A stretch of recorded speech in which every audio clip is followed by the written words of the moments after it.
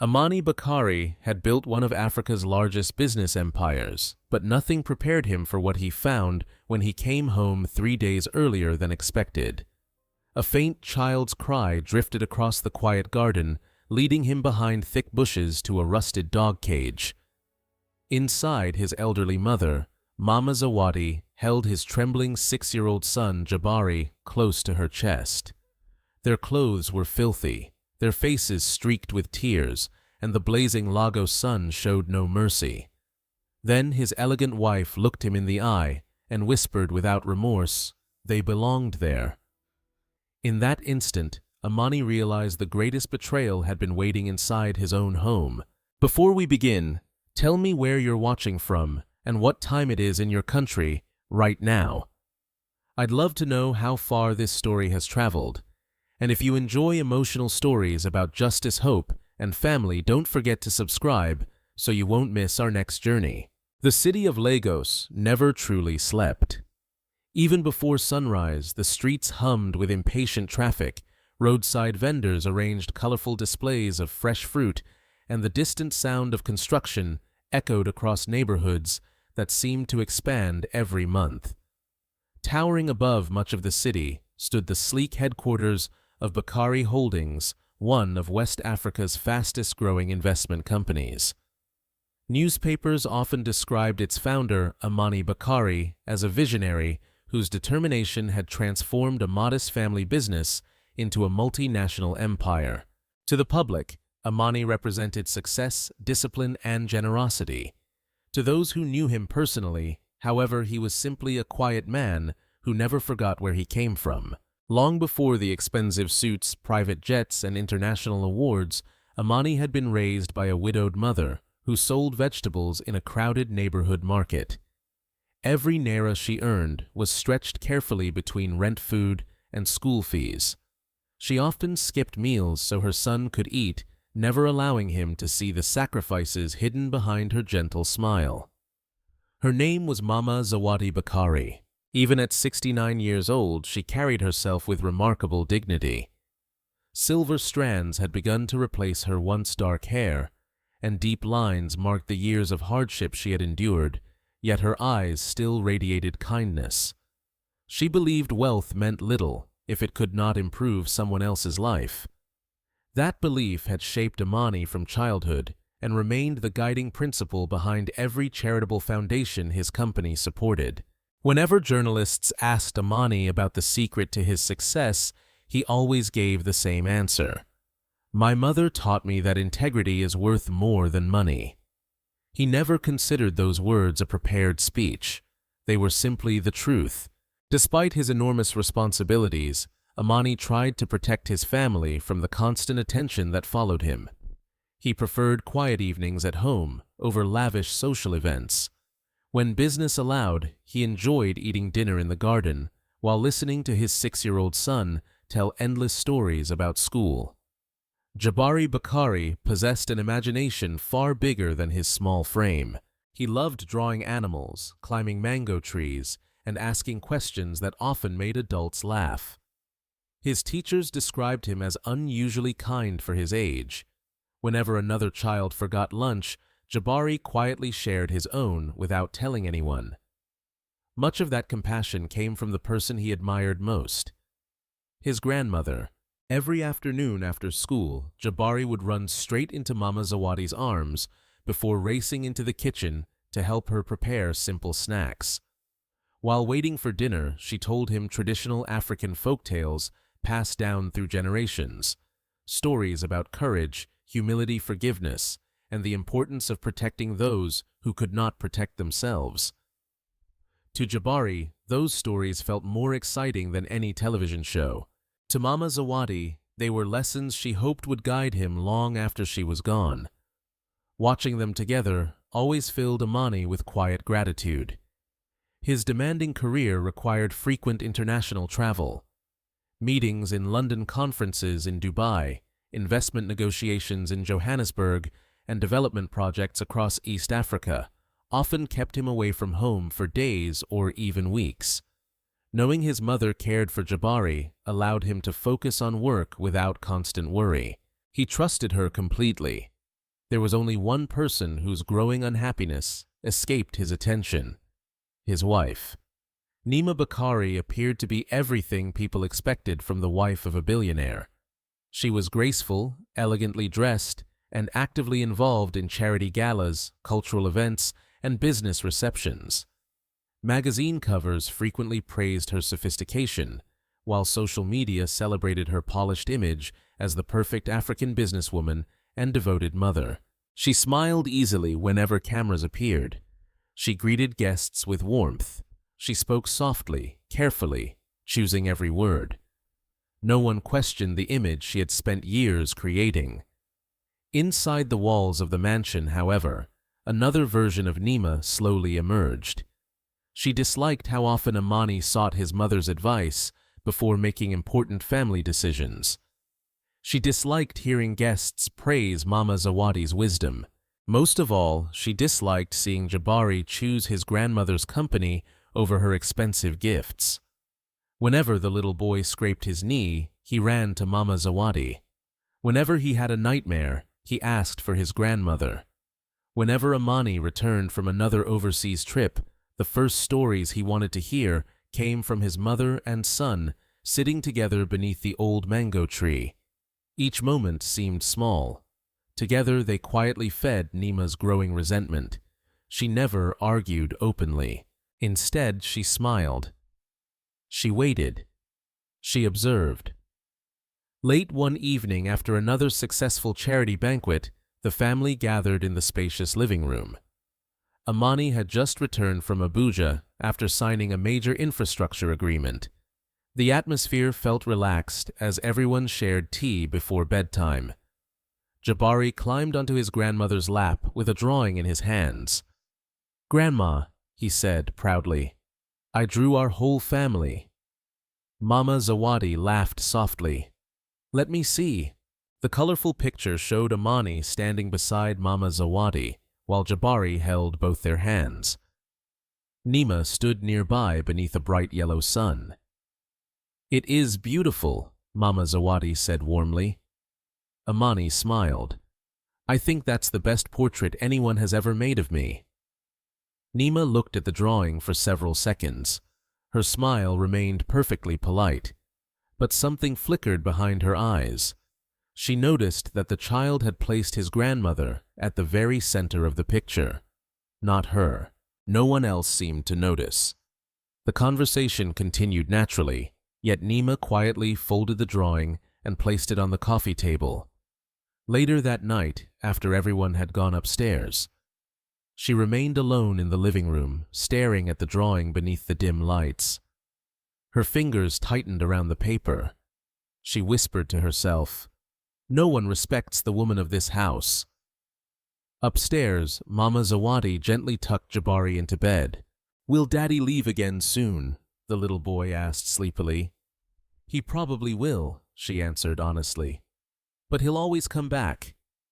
Jabari nodded. "I miss him when he travels." "So do I." "Grandma." "Yes." "You'll always stay with us, won't you?" Mama Zawadi brushed a hand across his forehead. "As long as God gives me strength." The child smiled peacefully before drifting to sleep. Standing quietly outside the half-open bedroom door, Amani watched the tender moment without interrupting. He often worried that his work demanded too much of his time, but scenes like this reassured him that Jabari never lacked love while he was away. He silently thanked God for giving his son such a remarkable grandmother. The following morning, Bakari Holdings announced an ambitious expansion into European renewable energy markets.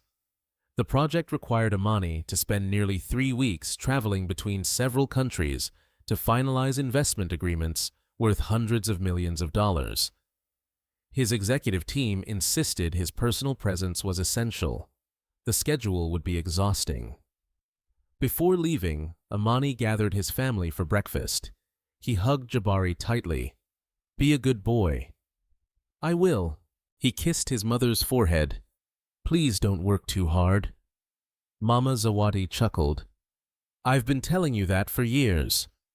Finally, he turned toward Nima. "I'll call every evening." She smiled gently. "We'll be waiting." To anyone watching, they appeared to be the picture of a happy family saying goodbye before another routine business trip.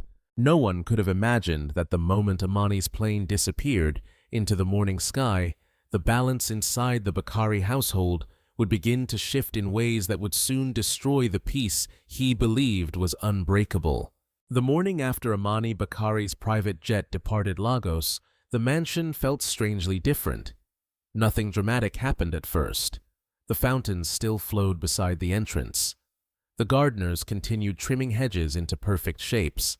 Luxury vehicles lined the circular driveway exactly as they always had. To an outsider, the Bakari estate looked as peaceful and orderly as ever.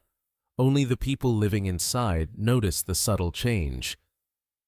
Nima woke earlier than usual. She stood alone on the balcony, overlooking the vast property, watching the taillights of Amani's security convoy disappear into the distance.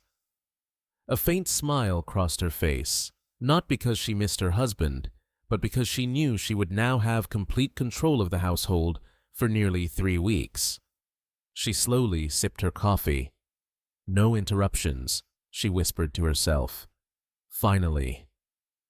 Downstairs, Mama Zawadi was already in the kitchen, preparing breakfast with Jabari. The elderly woman believed that simple routines created strong families. Every morning, she and her grandson baked fresh bread together, sliced fruit, and said a short prayer before anyone else arrived. Jabari carefully spread butter across a piece of warm bread. "Grandma," he asked, "do you think Daddy reached the airport yet?" "He probably has by now. Can we video call him tonight? I'm sure he'll call us after his meetings." The little boy smiled. "I want to show him my new drawing." Mama Zawadi laughed softly. "You've been drawing every day this week." "I want Daddy to hang one in his office." "He would be proud to." Neither of them noticed Nima standing quietly in the doorway. She watched the two laughing together. Again, always together. Without saying a word, she walked into the dining room. Breakfast was unusually quiet. Jabari talked excitedly about school. Mama Zawadi listened patiently. Nima barely touched her food. Instead, she glanced repeatedly toward the household staff seated at the service table nearby. There were 8 employees who had worked for the Bakari family for years. Each of them trusted Mama Zawadi deeply. Each of them had watched Amani grow from a determined young entrepreneur into one of Nigeria's most respected businessmen. Nima understood something very important. As long as those employees remained loyal to Mama, Zawadi controlling the household would never be easy. That afternoon, she invited the estate manager into her private office. His name was Samuel. He had worked for the family for almost 15 years. "You've served this household well," Nima said politely. "Thank you, madam. But we're restructuring." Samuel frowned slightly. "I'm sorry. I've decided the household has become inefficient. I wasn't aware there were any problems." "There are now." She slid an envelope across the desk. "Today will be your last day." Samuel stared at her in disbelief. "Madam, has Mr. Bakari approved this?" Nima's smile remained perfectly calm. "My husband trusts me to make household decisions. I've served this family faithfully. And you'll receive generous compensation." Samuel hesitated. "I would at least like to speak with Mr. Bakari." "I'm afraid he's unavailable." The conversation ended there. Within an hour, security escorted Samuel off the property. The news spread quickly among the remaining staff. Confusion turned into anxiety.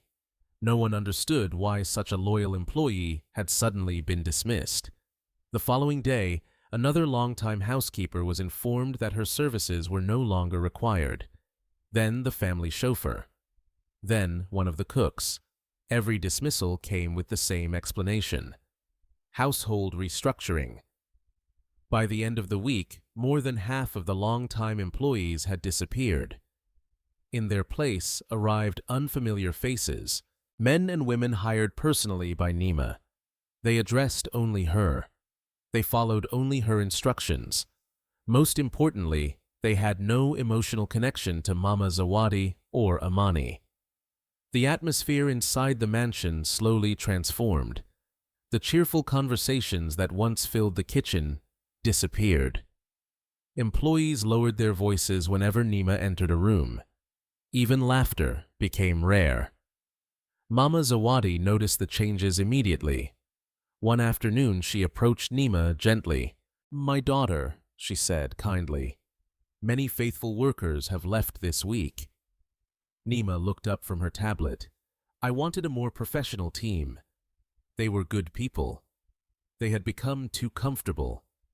Mama Zawadi smiled patiently. Sometimes loyalty is worth more than efficiency. Nima returned her attention to the screen. That may have been true years ago. The conversation ended politely. Yet something inside Mama Zawadi began to trouble her. She had always believed that a home reflected the hearts of those living inside it. Recently, the mansion no longer felt like home. Only one place remained untouched: the old mango tree in the back garden. Every afternoon after school, Jabari still raced toward his grandmother. He threw his backpack onto the grass before climbing onto the stone bench beside her. "What story today?" he asked excitedly. Mama Zawadi smiled. "Today, I'll tell you about the lion who forgot kindness." Jabari leaned closer. "I like that one." While she spoke, birds chirped above them, and warm sunlight filtered through the leaves. For a little while, the mansion felt peaceful again. Hidden behind an upstairs window, Nima watched them. Her expression remained unreadable. One of the newly hired maids approached quietly. "Madam." "Yes." "Should I prepare tea for them?" Nima looked toward the garden. "No. They've been sitting outside for over an hour." "I said no." The maid lowered her head. "Yes, madam."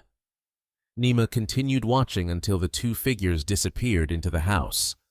That evening, Amani called from London exactly as promised. His face appeared on the large television in the family room. "How's my favorite boy?" he asked with a smile. "I'm good, Daddy." "Did you behave today?" "Yes." "What did you learn at school?" Jabari enthusiastically described his lessons while Mama Zawadi laughed beside him. Nima joined the conversation a few moments later. "Everything is going well here," she assured her husband. "The house is running smoothly." "I'm glad to hear that." Amani looked toward his mother. "Are you keeping healthy?" Mama Zawadi nodded. "I'm fine." She wanted to mention the sudden changes among the staff. She wanted to ask why so many trusted employees had disappeared. But before she could speak, Nima smoothly interrupted. "Your mother has been spending most of her time relaxing with Jabari." "That's good. They deserve the rest." The conversation shifted naturally to business updates. When the call ended, Mama Zawadi quietly stared at the blank television screen. Something felt unfinished. Later that night, she walked through the silent hallways. Several familiar faces were gone. The new employees avoided eye contact. Even the security guards at the entrance seemed different. She paused outside the servants' quarters. One young maid hurried past carrying folded towels. "Excuse me," Mama Zawadi said gently. "What's your name?" "Safiya, ma'am." "You've just started working here." 3 days ago." Mama Zawadi smiled warmly. "Welcome." "Thank you." Safiya seemed kind but nervous. Before either woman could continue talking, another employee called her away. Mama Zawadi watched the young woman disappear around the corner.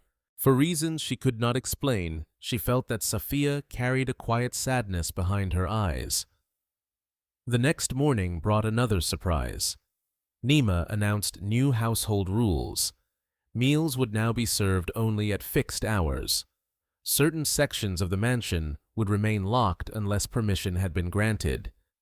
Employees were forbidden from using personal phones during work. Visitors would require advance approval. Everything sounded reasonable when explained individually. Together, however, the rules created an invisible wall around everyone living inside the estate. Jabari noticed the difference first. "Grandma," he whispered after dinner, "why does everyone seem scared?" Mama Zawadi looked around the quiet dining room. Several servants immediately lowered their eyes. She gently squeezed her grandson's hand. Sometimes people become afraid when things change too quickly. "Will Daddy fix it when he comes home?" Mama Zawadi smiled, though uncertainty lingered behind her gentle expression. "I hope so." Upstairs, standing alone in her bedroom, Nima opened a leather notebook. Inside were neatly written lists: household staff, family finances, charitable foundations, property documents. One by one, she crossed several names off the page. Then she looked toward the final two names that remained untouched. Mama Zawadi, Jabari. She closed the notebook slowly. For the first time since Amani had left Nigeria, her carefully hidden ambitions were no longer just thoughts. They were becoming a plan. The second week of Amani Bakari's overseas trip began with unusually heavy clouds hanging over Lagos. Rain fell briefly before sunrise, washing the marble walkways and leaving the gardens glistening beneath the morning light.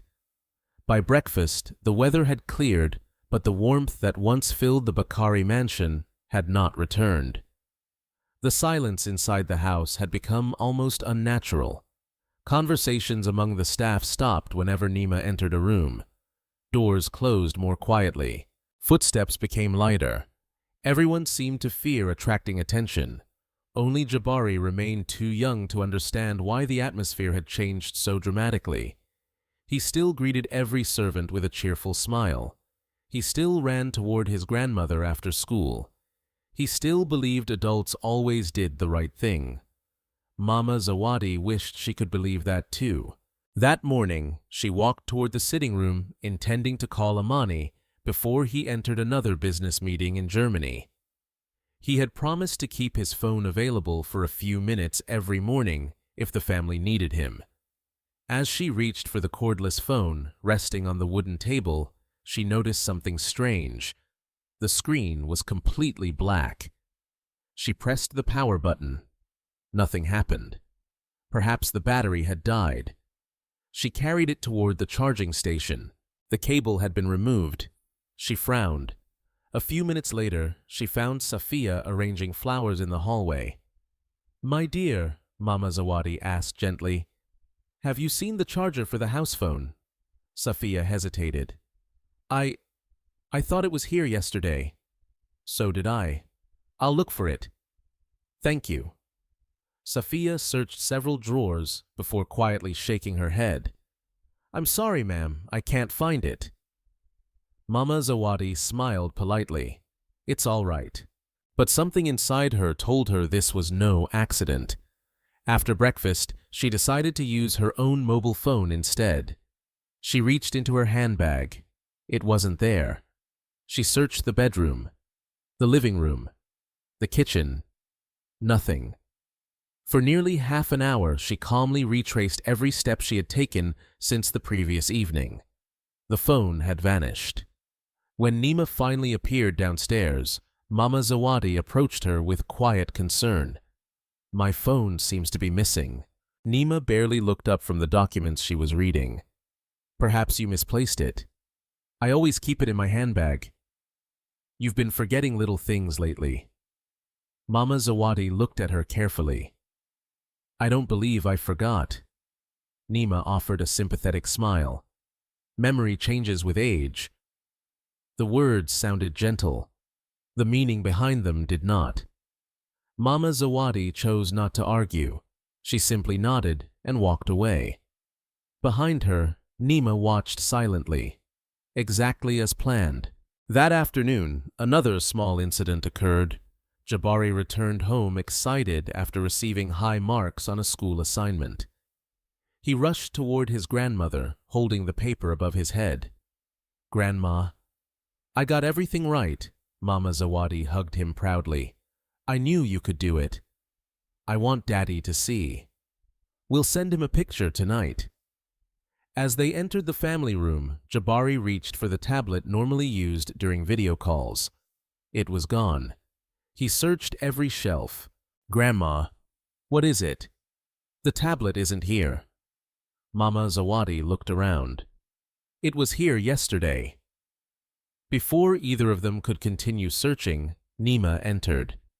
Looking for something. The tablet, Jabari answered. I put it away. Why? You've been spending too much time with electronics. But Daddy always calls me on it. You can speak to him another time. Jabari's smile faded. But he promised. Nima's voice remained calm. Adults sometimes change plans. Mama Zawadi gently placed a hand on the child's shoulder. I'm sure we'll find another way. Nima simply walked away. That evening, Amani called as usual. This time only Nima answered. The connection isn't very good, she said. Where are Mother and Jabari? He asked. They're already asleep. So early? It was a busy day. Amani looked slightly surprised. I'll call tomorrow. Of course. After ending the conversation, Nima quietly placed the tablet back inside a locked drawer in her bedroom. The following morning, Baba Omari arrived before sunrise, carrying fresh gardening tools. He had worked on the Bakari estate for more than 20 years. He remembered planting the mango tree when Amani was still a university student. He remembered carrying little Jabari on his shoulders when the boy was learning to walk. To him, the Bakari family had never been employers alone. They were almost family. As he watered flowers near the kitchen window, he overheard two new employees whispering, Madame doesn't want the old woman using the phones anymore. What if Mr. Bakari asks? He won't know. The voices immediately stopped when Baba Omari stepped closer. Neither employee looked at him. They hurried away. The old gardener stood silently among the flowers. His stomach tightened. Something was terribly wrong. Later that afternoon, he found Mama Zawadi sitting alone beneath the mango tree. You seem troubled, he said gently. She smiled. I'm probably worrying too much. I don't think so. She looked at him. My phone disappeared. He nodded slowly. I heard. The house feels different.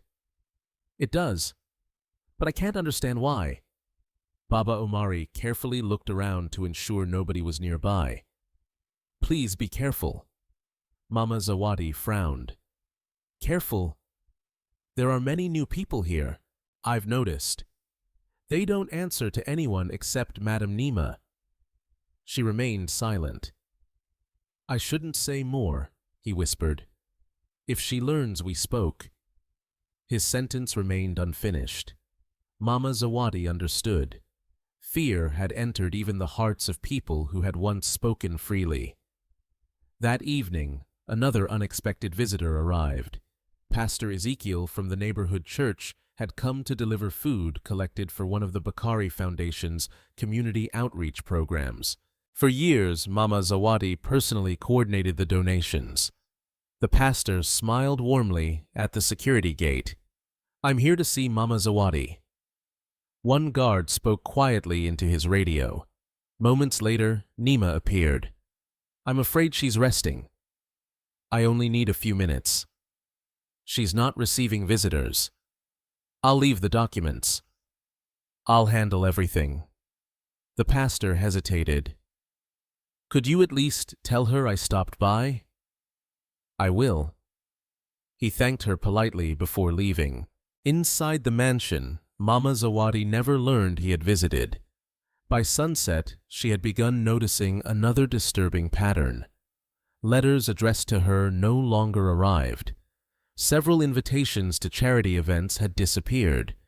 Even newspapers she regularly read were suddenly missing from the breakfast table. One by one, the connections between her and the outside world were quietly being cut, not through violence, not through shouting, but through careful isolation. That night, while helping Jabari finish his homework, she noticed the little boy staring thoughtfully at her. "Grandma?" "Yes." "Why doesn't Mommy like you?" The question caught her completely by surprise. "What makes you ask that? She never smiles when you're around."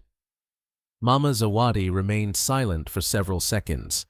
Finally, she answered softly, "Sometimes adults misunderstand each other." "But you never shout." "No." "Then why is she angry?" Mama Zawadi gently stroked his hair. "I don't know." Jabari lowered his voice. "I heard one of the new guards say you shouldn't leave the house anymore." Her heart skipped a beat. "When did you hear that?"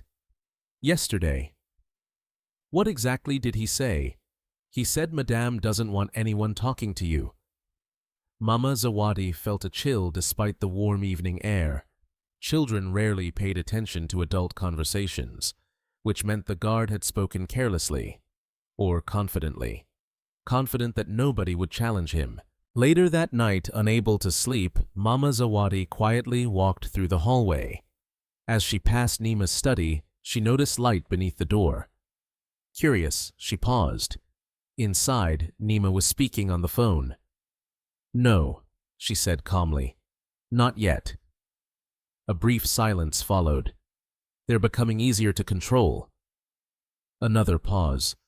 "Everything will happen exactly as planned." Mama Zawadi stood frozen. She could not hear the other person's voice, only Nima's. A floorboard creaked beneath her foot. Inside the room, the conversation stopped instantly. Mama Zawadi quickly continued walking before the door opened. She reached her bedroom with her heart pounding. She had no proof, only fragments, missing phones, disappearing letters, dismissed employees, hidden conversations, visitors turned away, fear among the staff. Individually, each incident seemed explainable. Together, they painted a frightening picture. For the first time in her life, Mama Zawadi realized she might no longer be safe inside the home she had helped build. And somewhere else in Europe, thousands of kilometers away, Amani Bakari remained completely unaware that the people he loved most were slowly being trapped inside an invisible prison created by the person he trusted above everyone else. 3 days passed after Mama Zawadi overheard Nima's mysterious phone conversation. She tried convincing herself she had misunderstood. Perhaps Nima had been discussing company matters. Perhaps the missing phone, the blocked visitors, and the sudden dismissal of long-time employees were nothing more than unfortunate coincidences. She wanted to believe that. She prayed to believe that. Yet every sunrise brought another small incident that quietly confirmed her growing fears. The mansion no longer belonged to the warm family she had spent decades building. It belonged to Nima. On Monday morning, Mama Zawadi woke before dawn, just as she had every day since Amani was a child. She wrapped a light shawl around her shoulders and headed toward the kitchen, intending to prepare breakfast for Jabari before school. Halfway down the hallway, she found the kitchen doors locked. She frowned in confusion. The kitchen had never been locked. A young housemaid she barely recognized approached with lowered eyes.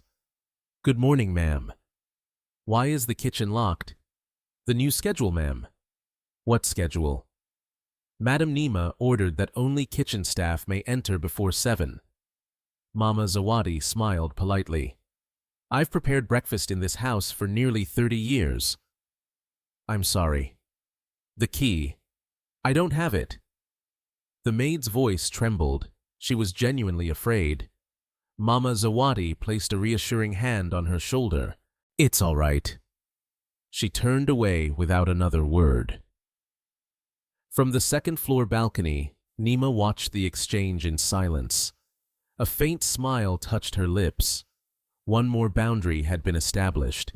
One more reminder of who held authority inside the mansion.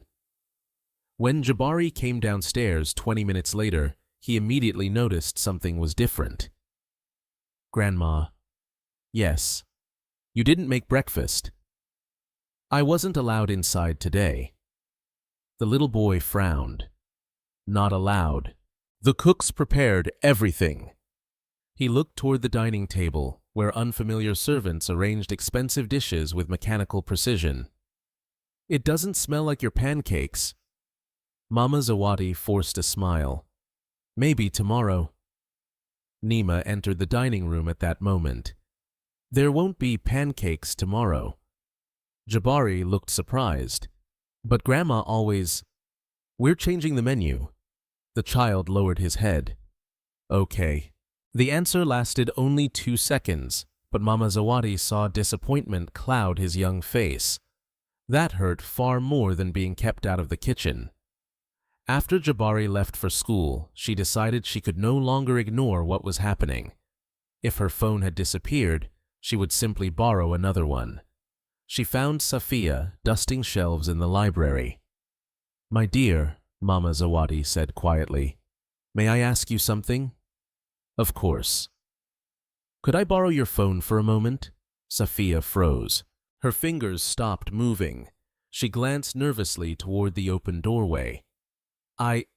It's only for one call." The young maid swallowed.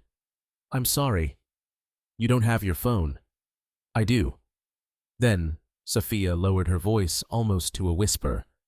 "Madam Nima checks them." Mama Zawadi stared at her. "Checks them? If she finds that we've called anyone without permission..." She didn't finish the sentence. She didn't need to. Mama Zawadi understood. "Has she threatened you?" Safiya remained silent. The silence itself became the answer. Mama Zawadi gently smiled. "I won't ask again. I'm sorry. You've done nothing wrong." As she walked away, her heart grew heavier. The fear inside the household was no longer hidden. It had become part of everyday life. That afternoon, Baba Omari was pruning roses near the western garden when he noticed 2 security guards carrying several cardboard boxes out of the storage building. Curious, he walked closer. Inside one box lay old family photo albums. Another contained children's toys. A third held framed photographs of Mama Zawadi and Amani from years earlier. "What are you doing?" Baba Omari asked. One guard shrugged. "Madam's orders. These belong inside." "Not anymore." The boxes were loaded into a maintenance shed at the far end of the property. From a distance, Baba Omari watched silently. Every trace of Mama Zawadi's presence inside the mansion seemed to be disappearing little by little. Later that evening, he found Safiya watering flowers. "You've seen it too," he whispered. She nodded. "I'm frightened." "So am I. We should tell Mr. Bakari." "How?" She looked down. "We have no way to reach him." Baba Omari rubbed his weathered hands together. "There must be a way." Safiya glanced toward the security cameras mounted beneath the roof. "They're watching everything." The old gardener followed her gaze. He hadn't noticed the new cameras before. There were far more than usual. Another change. Another layer of control. Meanwhile, inside the mansion, Jabari sat beside his grandmother with a box of colored pencils. He quietly sketched another family portrait. Mama Zawadi smiled. "Drawing again?" He nodded. "This one's different." "May I see?" The picture showed Amani standing far away across an ocean. Mama Zawadi and Jabari stood together inside a large house. Outside the house stood Nima. Rain fell only around her. The elderly woman looked at the drawing for several moments. "Why is your mother outside?" Jabari shrugged. "I don't know." "And why is Daddy so far away?" "Because he always leaves." Mama Zawadi gently hugged him. "He always comes back too." "I know." The little boy rested his head against her shoulder. "When Daddy comes home." "Yes, everything will be normal again." She wanted to answer confidently. Instead, she simply kissed his forehead. "I hope so." That same night, thousands of kilometers away, Amani finished a late meeting in Amsterdam. His assistant placed another stack of contracts on the conference table. "We're ahead of schedule." "Good. If tomorrow goes well, we may finish early." Amani smiled tiredly. "I'd like that." "You miss home?" "I always do." He reached for his phone. No missed calls. No messages from his mother. That surprised him. Normally, Mama Zawadi sent him at least one short voice message every day, usually something simple. "Eat well. Get some rest. We're praying for you." 3 days had passed without a single message. He frowned. Perhaps she was busy. Perhaps she'd forgotten. Still, something felt unusual. He pressed the call button. The line rang, then disconnected. He tried again. This time it went directly to voicemail. He called the house phone. Nima answered almost immediately. "Hello, my love. I've been trying to reach Mother." "Oh, is everything all right?" "Perfectly. She hasn't answered. She's been resting a lot." "Could I speak with her?" Nima looked toward the hallway before replying. "She's asleep already." Amani checked the time. It isn't even 8 o'clock in Lagos. She wasn't feeling energetic today. "I'll call tomorrow." "I'm sure she'll be awake then." The conversation ended naturally, yet something continued bothering him. His mother had never ignored his calls, not once. Back in Lagos, Mama Zawadi stood beside her bedroom window, looking out into the dark garden. The estate lights illuminated rows of beautiful flowers. Everything looked peaceful. Too peaceful. She quietly knelt beside her bed. "Lord," she whispered, "if something terrible is coming, please protect this family." Outside her room, footsteps echoed softly through the hallway. Someone paused outside her door, then continued walking. She remained perfectly still. Minutes later, she heard another sound. A key turning inside a lock. Confused, she opened her bedroom door. The hallway was empty. She reached toward the front entrance of the mansion. The heavy wooden doors had been locked from the inside. She tried another exit. Locked. Then another. Locked again. For the first time, she realized every main exit of the mansion had been secured long before bedtime. Not for security, for control. The next morning, Baba Omari arrived earlier than usual. As he unlocked the tool shed, he noticed something that made his blood run cold. Near the forgotten corner of the estate, hidden behind thick, overgrown bushes, workers were clearing weeds around an old rusted dog kennel that had been abandoned for years. One security guard tested the heavy metal lock. Another replaced broken wire fencing. Fresh chains lay on the ground beside them. Baba Omari stood frozen. His hands slowly tightened around the handle of his shovel. He had no idea why anyone would repair a place that should have remained forgotten forever. But deep inside, an overwhelming feeling told him that whatever Nima had been planning was no longer just an idea. It was about to begin. For the rest of that morning, Baba Omari could not focus on his work. His hands mechanically trimmed hedges and watered flower beds, but his thoughts never left the old kennel hidden behind the western edge of the estate. The place had not been used in years. When Amani was still in his 20s, the family had owned 2 large German shepherds to patrol the property. After the dogs grew old and died, Mama Zawadi insisted the kennel should never be used again. "Every living creature deserves kindness," she had said. Instead of replacing the dogs, Amani had invested in modern security systems and trained guards. The rusted cage had remained forgotten ever since. Until now. Baba Omari glanced toward the bushes once more. 2 unfamiliar workers were installing a new padlock. One security guard tested the metal gate several times before nodding with satisfaction. No one noticed the elderly gardener watching from across the lawn. A chill crept down his spine. Something about the scene felt deeply wrong. By midday, he found an opportunity to speak with Safiya. She was carrying clean towels toward the guest wing when he quietly called her name. "Safiya!" She stopped immediately. "What is it, Baba?" "Come here." She looked around before walking closer. "What happened?" "I need you to listen carefully." His voice had become unusually serious. "I think Madam is preparing something." Safiya's expression changed. "What do you mean?" "They're repairing the old kennel." She blinked. "The kennel?" "Yes." "But why?" "I don't know."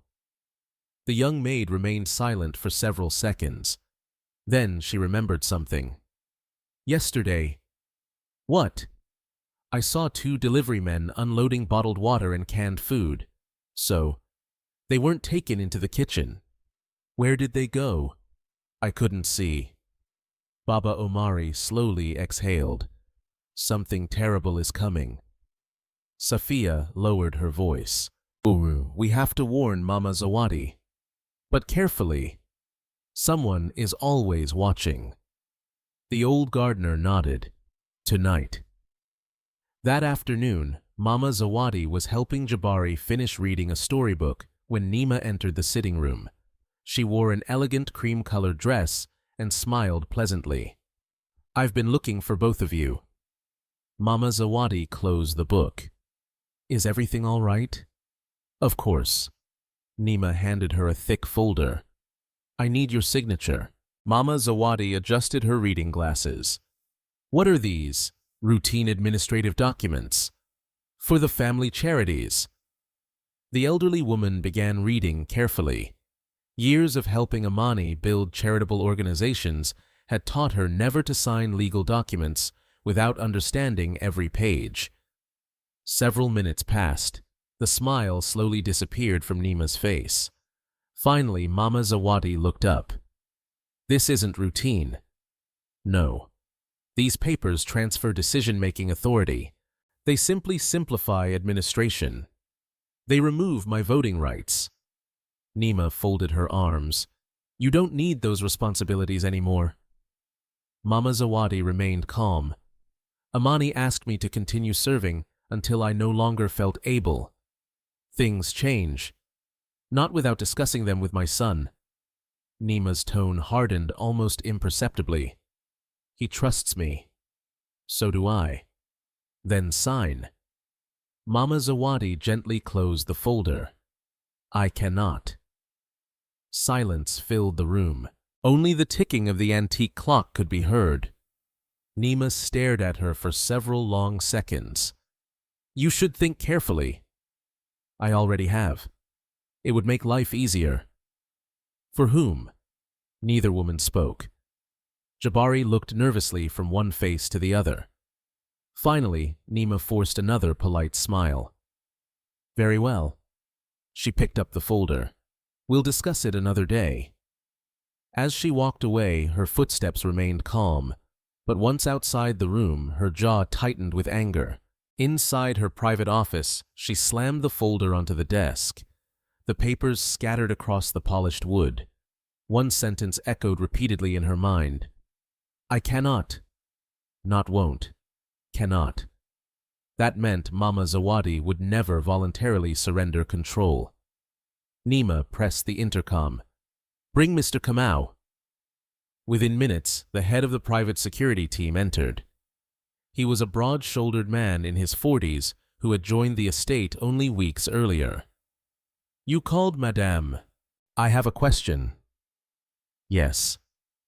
"If someone inside this house became difficult." He waited. "Could you handle the situation discreetly?" Kamau hesitated. "What exactly do you mean?" "I'm asking hypothetically." "We maintain security." "And loyalty." "We follow the employer's instructions." Nima nodded slowly. "Good. You'll receive additional compensation." The man said nothing more. Money often silenced questions. That evening, Amani landed in Paris for another round of negotiations. His schedule remained overwhelming. Interviews, investors, government officials, formal dinners, photographs.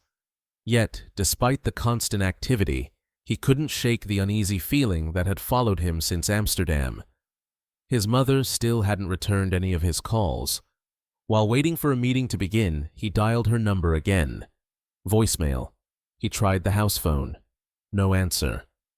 He frowned. Then Nima called him back. "I'm sorry. I was in another room. I couldn't reach Mother. She's taking a nap." Again. "She's been tired." Amani looked thoughtful. "Could you wake her?" "I don't think that's necessary. I'd like to hear her voice." Nima smiled, even though he couldn't see her. "She'll call you tomorrow." The conversation ended, but Amani no longer felt reassured. For the first time in years, he considered shortening his trip. Back at the mansion, Baba Omari finally found an opportunity to speak privately with Mama Zawadi. She was watering flowers near the greenhouse while most employees prepared dinner. He approached slowly. "Ma'am." She smiled warmly. "Good evening. I need to tell you something." His face was unusually tense. "What is it?" "They're repairing the old kennel." Her smile faded. "The kennel?" "Yes." "Why?" "I don't know." He leaned closer. "They've installed new locks." Mama Zawadi looked toward the distant western garden. "That's strange. I don't trust it." Neither did she. That night, she quietly prayed longer than usual. Afterward, she walked into Jabari's room. The little boy was already asleep. His favorite stuffed elephant rested beneath one arm. She sat beside him for several minutes. Watching him breathe peacefully somehow eased her troubled heart. As she stood to leave, Jabari suddenly opened his eyes. "Grandma." "I'm sorry. Did I wake you?" He rubbed his eyes. "I had a bad dream."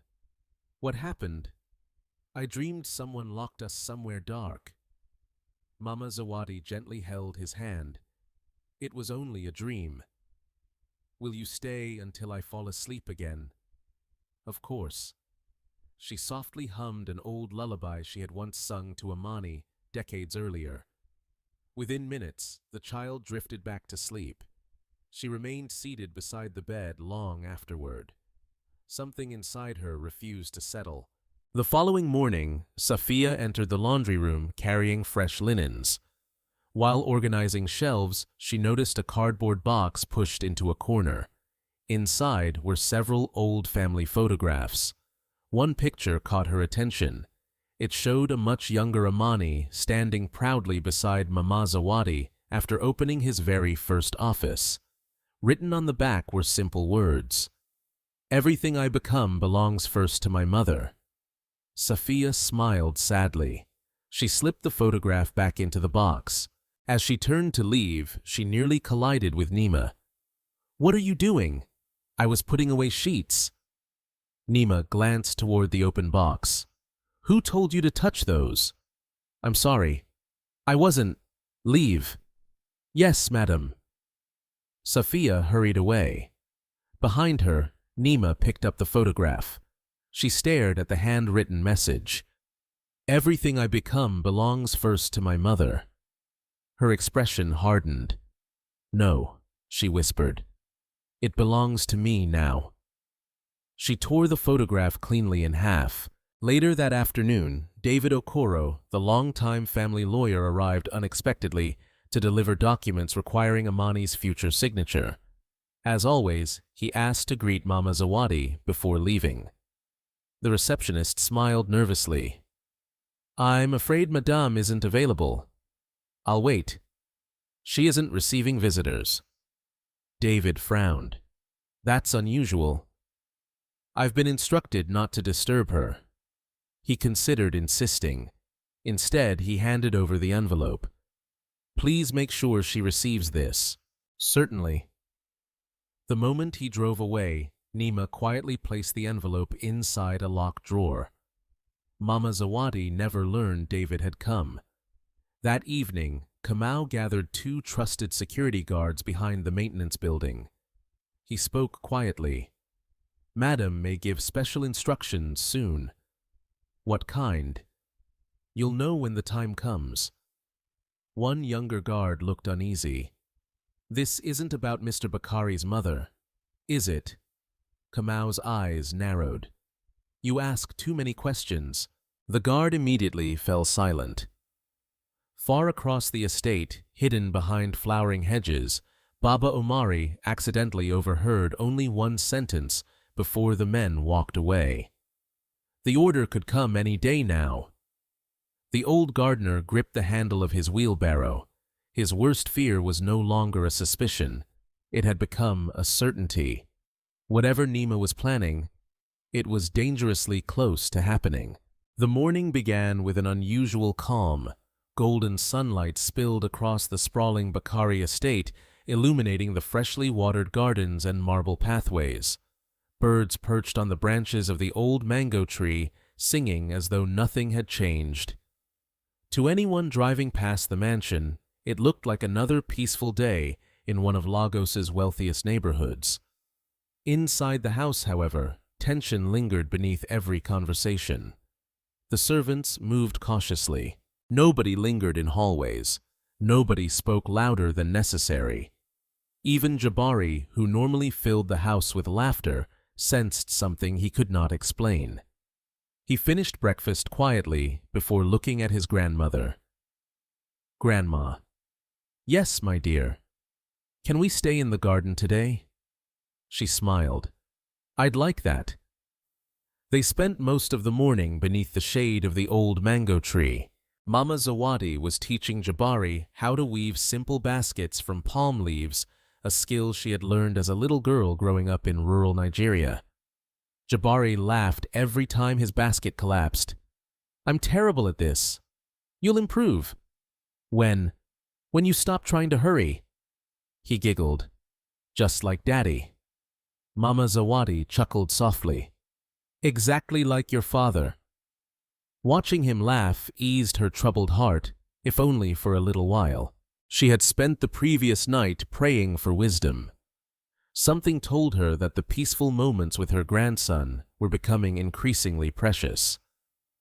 Around noon, Safiya hurried toward the garden, carrying a folded note hidden beneath a tray of lemonade. She glanced behind her several times before approaching. "Ma'am." Mama Zawadi immediately noticed the fear in her eyes. "What is it?" Safiya quietly slid the folded paper beneath the tray. "I found this inside the office shredder." She quickly stepped back before anyone noticed. "I should go." Without another word, she hurried away.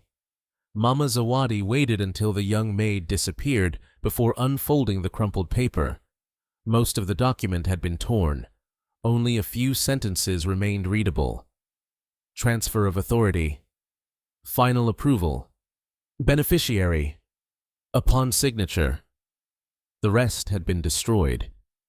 She slowly folded the paper again. The legal documents. Nima had not abandoned the idea. She was still trying. Jabari looked up curiously. "What's that?" "Nothing you need to worry about." "Is everything okay?" Mama Zawadi forced a reassuring smile. "Everything will be all right." Although she said the words confidently, she no longer believed them herself. That afternoon, Nima invited Mama Zawadi to the library. The invitation sounded polite. "Mother, may we speak privately?" "Of course." The library doors closed behind them. Shelves lined with expensive books surrounded the room, while sunlight streamed through tall windows overlooking the gardens. For several moments, neither woman spoke. Finally, Nima placed another folder on the polished wooden desk. "I've prepared new documents." Mama Zawadi remained standing. "I've already given my answer." "Please sit." "I prefer to stand." Nima inhaled slowly. "I don't understand why you're making this so difficult." "What exactly am I making difficult?" "Our future." The family's future. Mama Zawadi looked directly into her eyes. The charities belong to the people they serve. They also require efficient leadership. They already have it. Nima opened the folder. Amani is too busy. So, he barely has time to oversee them. That's why he entrusted me. Nima's smile disappeared. No, he entrusted you years ago. Nothing has changed. Everything has changed. Silence filled the room once again. Outside the windows, distant laughter from Jabari drifted across the gardens. The sound only seemed to irritate Nima further. She leaned forward. I'll ask one last time. Mama Zawadi folded her hands calmly. And I'll give the same answer. I will not sign. Nima stared at her. You really believe Amani will choose you over me? Mama Zawadi looked genuinely saddened. This isn't a competition. It has always been. No, it has. The older woman slowly shook her head. I never wanted power. But you have it. I only protected what your husband built. You protected what I deserve. Mama Zawadi spoke softly. Nothing in this family belongs to us alone. Nima slammed the folder shut. It belongs to the future. It belongs to justice. It belongs to me. The final words echoed through the library. For the first time since Amani had left Nigeria, Nima no longer bothered hiding her true feelings. Mama Zawadi quietly understood. The woman standing before her was no longer driven by insecurity alone. She was driven by obsession. At that exact moment, the library door suddenly opened. Jabari ran inside, carrying another drawing. Grandma! He stopped abruptly. Seeing both women standing silently, he sensed something was wrong. I made something. Mama Zawadi smiled warmly. Come here. The little boy walked toward her. I drew our charity school.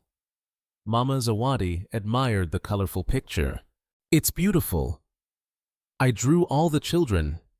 Nima glanced briefly at the drawing before looking away. Jabari noticed. Mommy? Yes. Do you like it? It's fine. He hesitated. Grandma likes all my drawings. Nima forced a thin smile. I'm busy. The child quietly stepped closer to his grandmother instead. The simple movement lasted only a second, yet it felt like another humiliation to Nima. Enough. She had reached her limit.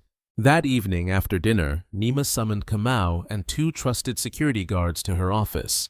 The heavy curtains were closed. No servants were allowed inside. They refused again. Kamau nodded. What would you like us to do? Nima walked toward the window. I've tried patience. No one spoke. I've tried kindness. Still silence. Now we're finished talking. Kamau finally asked, when? She looked out into the darkness beyond the gardens. Tomorrow. The guards exchanged uncertain glances. The child, too, Nima answered without hesitation. He refuses to leave her. Kamau frowned slightly. Mr. Bakari? Won't return for another week. She handed each guard an envelope. Inside was a large amount of cash. Everything must happen quietly. No injuries. No witnesses. No mistakes. The men nodded. Money outweighed conscience. Later that night, Baba Omari noticed unusual activity near the maintenance building. A pickup truck quietly arrived without headlights. Large containers of bottled water were unloaded. Blankets, buckets, cleaning supplies. Everything disappeared toward the western garden, toward the old kennel. His heart pounded. He hurried toward the servants' quarters, searching for Safiya. She opened the door immediately. Baba, they're preparing. For what? I don't know. We have to tell Mama Zawadi. Now. The two quietly crossed the estate under the cover of darkness. Fortunately, they found her praying alone in the family chapel. Safiya closed the door behind them. Mama, The elderly woman turned. You both look frightened. Baba Omari spoke first. They repaired the kennel. I know. They've stocked it with supplies. Her expression changed. What? I saw everything. Safiya added quietly, I think Madame plans to use it. The words hung heavily in the small chapel. For several long seconds, nobody moved. Finally, Mama Zawadi smiled gently. My children, you mustn't risk yourselves because of me. We can't stand by. You've already done more than enough. Baba Omari shook his head firmly. If anything happens, I'll help you leave tonight. No. They're watching every gate. Then we'll find another way. Mama Zawadi looked toward the cross at the front of the chapel. I won't run. Both servants stared at her. This is my son's home. I've done nothing wrong. I won't leave like a criminal. Tears filled Safiya's eyes. But what if they hurt you? Mama Zawadi reached out and held both of their hands. Promise me something. What? If anything happens, she paused. Protect Jabari. The young maid immediately began crying. Baba Omari lowered his head. We promise. The following morning arrived bright and cloudless. Jabari happily packed his school bag, unaware that several pairs of eyes were watching every movement he made. Kamau stood near the security office, checking his watch. Two guards quietly positioned themselves behind the western wing of the mansion. Nima adjusted her elegant white dress before looking toward the family room. Her expression was completely calm, almost peaceful. She whispered only 4 words. It's time. Far away in Europe, Amani boarded another flight to attend what everyone believed would be his final business meeting before returning to Lagos. He had no idea that at that very moment, the people he loved most were only minutes away from entering the darkest chapter of their lives. The moment Nima whispered, "It's time," something invisible shifted across the Bakari estate. The air itself felt heavier. Even the birds that usually filled the morning with sound seemed to disappear, as if they too sensed something was about to happen. Inside the house, Mama Zawadi was helping Jabari adjust his school uniform. The boy was humming softly, unaware that every step he took that morning was being watched. "Grandma," he said, smiling, "when Daddy comes back, can we all eat together in the garden again?" Mama Zawadi paused for a second before answering, "Yes, we will." Her voice was gentle, but her eyes carried a quiet storm. She had barely slept the previous night. Every instinct inside her told her danger was no longer approaching. It had arrived. Outside the main entrance, the school driver waited with the car engine running. Jabari picked up his bag and hugged his grandmother tightly. "I'll be back soon. I'll be here." She kissed his forehead. As the boy walked toward the door, one of the new security guards stepped forward. "Madam Nima says he will not be going to school today." Jabari stopped. "Why?" The guard avoided his eyes. "New instructions." Mama Zawadi stepped forward calmly. "Who gave you that order, madam?" "She has no reason to keep him from school. I'm only following instructions." The front doors slowly closed behind them with a soft but final sound. Jabari looked confused. "Grandma, what's happening?" Mama Zawadi gently took his hand.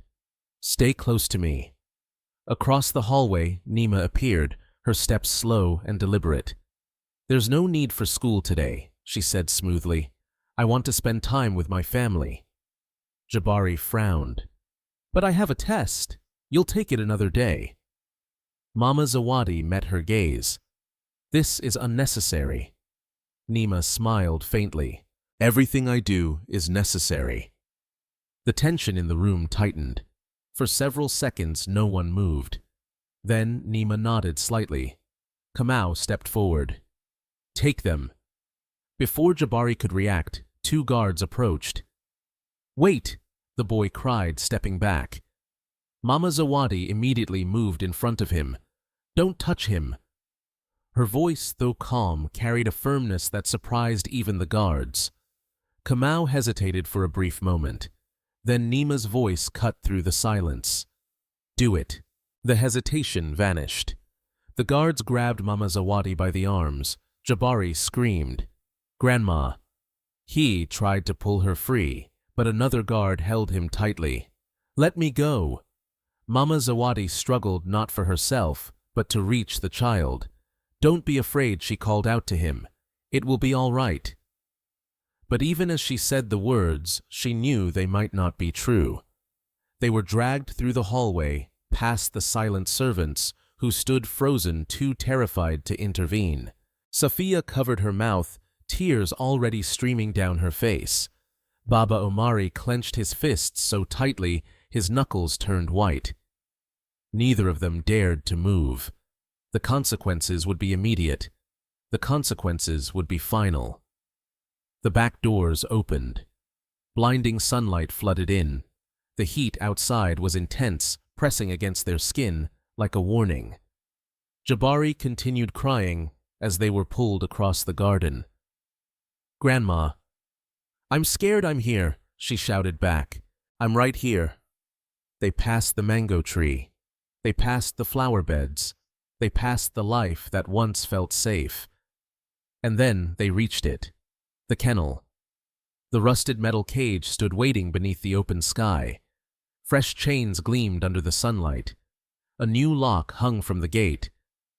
Everything Baba Omari had feared was real. "No," Mama Zawadi whispered. "This is wrong." Kamau avoided her eyes. "Please don't make this harder." "Harder," she repeated. "You are locking a child in a cage." Jabari began shaking violently. "I don't want to go in there." The guards opened the gate. Metal creaked loudly. "Put them inside." "No," Jabari screamed. Mama Zawadi held him tightly. "It's all right," she whispered, though her heart was breaking. "Stay with me." They were forced into the cage. The moment their feet crossed the threshold, the world seemed to shrink. The air inside was hot and stale. The ground was rough beneath their feet. The gate slammed shut. The lock clicked. A sharp final sound. Jabari clung to his grandmother, sobbing uncontrollably. "Grandma, please." She wrapped both arms around him. "I'm here. I won't leave you." Outside, Nima slowly approached. Her expression was calm, satisfied.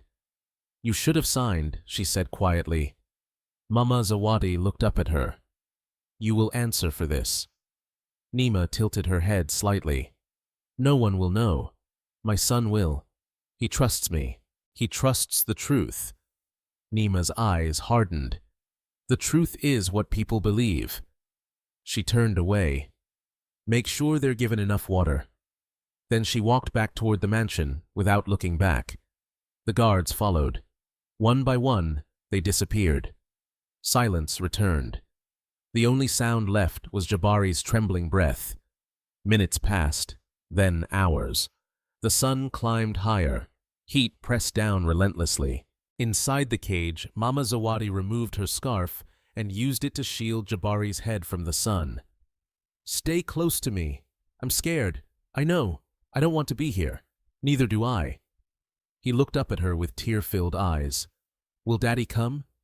She hesitated, then nodded. "Yes, he will come." Far away, high above the clouds, Amani Bakari sat inside a private jet reviewing documents.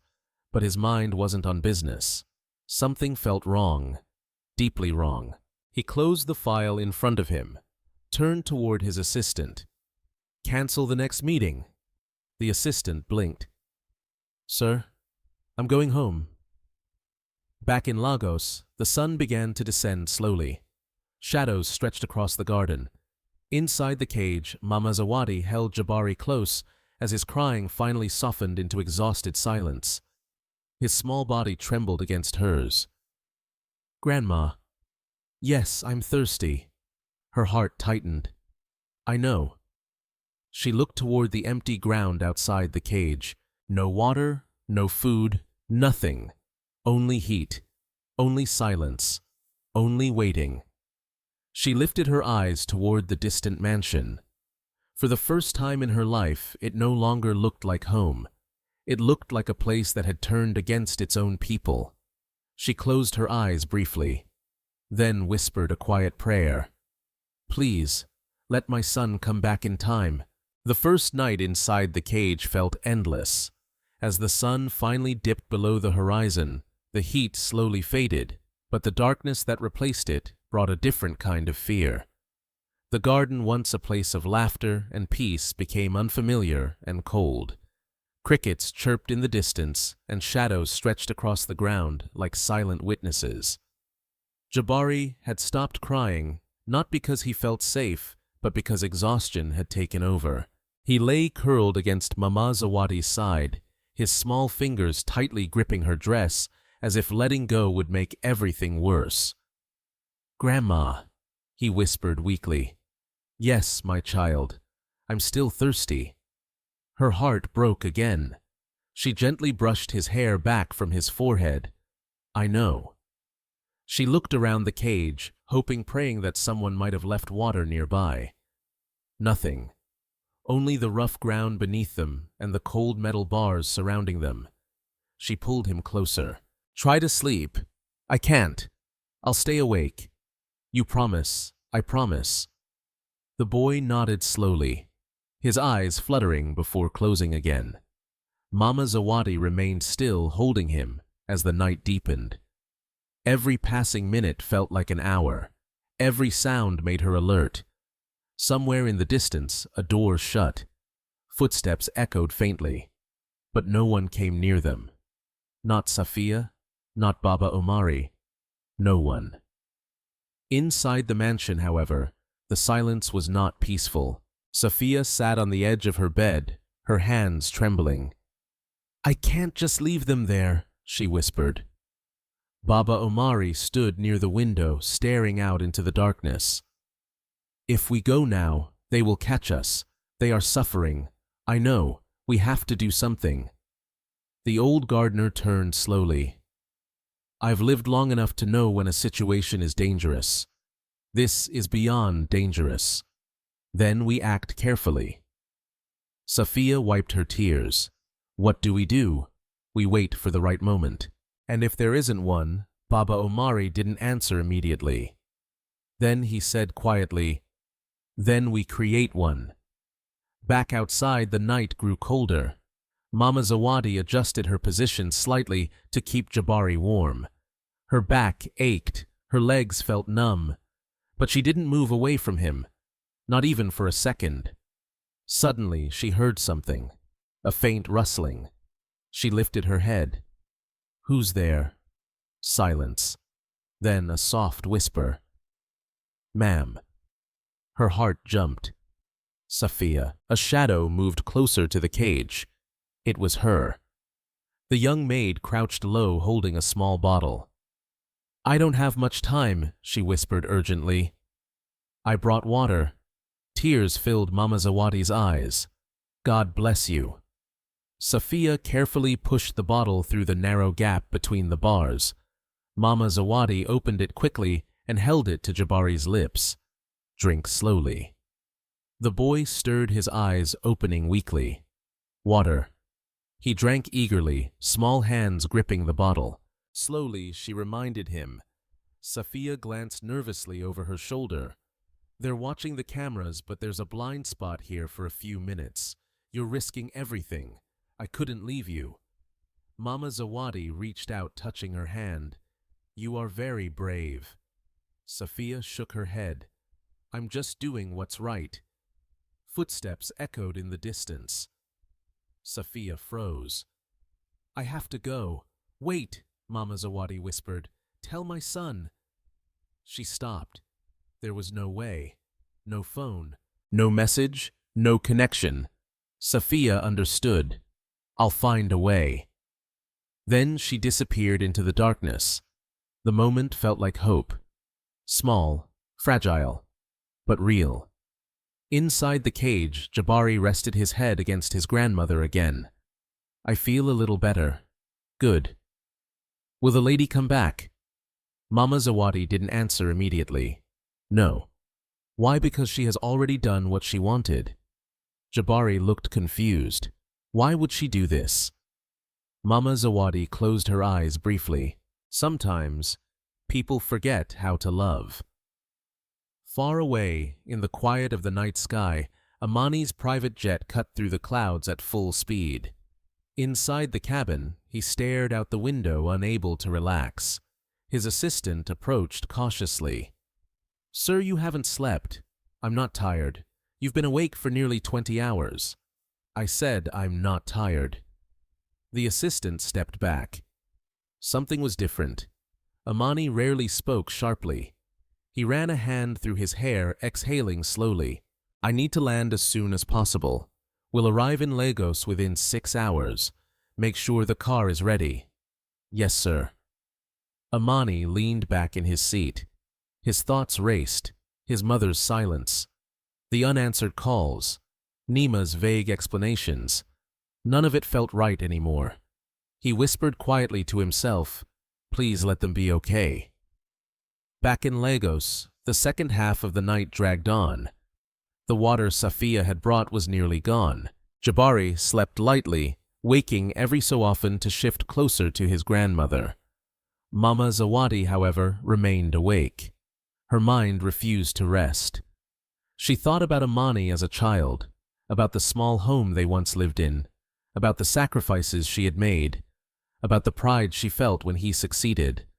And now, she was sitting inside a cage in his own house. A quiet tear rolled down her cheek, not for herself, for him, for the pain he would feel when he discovered the truth. Before dawn, the sky slowly began to lighten. A cool breeze passed through the garden. For a brief moment, it felt peaceful again. Jabari stirred. "Grandma." "Yes. I had another dream." "What happened?" "I dreamed Daddy came back." Her heart tightened. "And what did he do?" "He opened the cage." Mama Zawadi smiled softly. "That's a good dream. Do you think it will happen?" She looked toward the horizon. The sun was beginning to rise. "I believe it will." At that exact moment, miles away, Amani's plane began its descent toward Lagos. The city slowly appeared beneath the clouds. The roads, the buildings, the life he had built. He leaned forward, his jaw tightening. Something inside him had already decided. He wouldn't call. He wouldn't wait. He would go straight home. Back in the garden, the first rays of sunlight touched the metal bars of the cage. Mama Zawadi held Jabari a little tighter. "Stay strong," she whispered. "I'm here."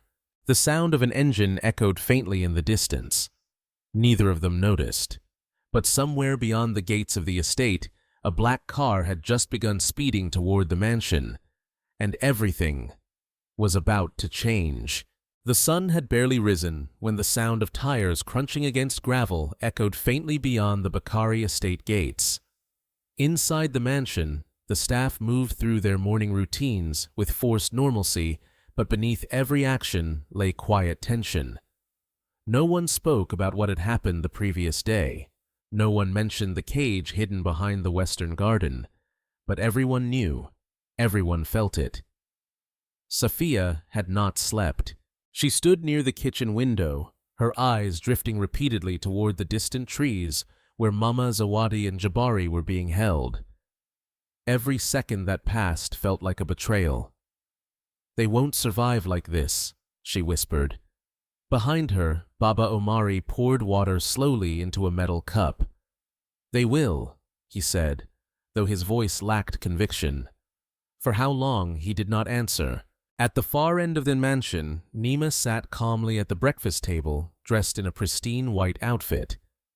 A fresh cup of tea rested untouched in front of her.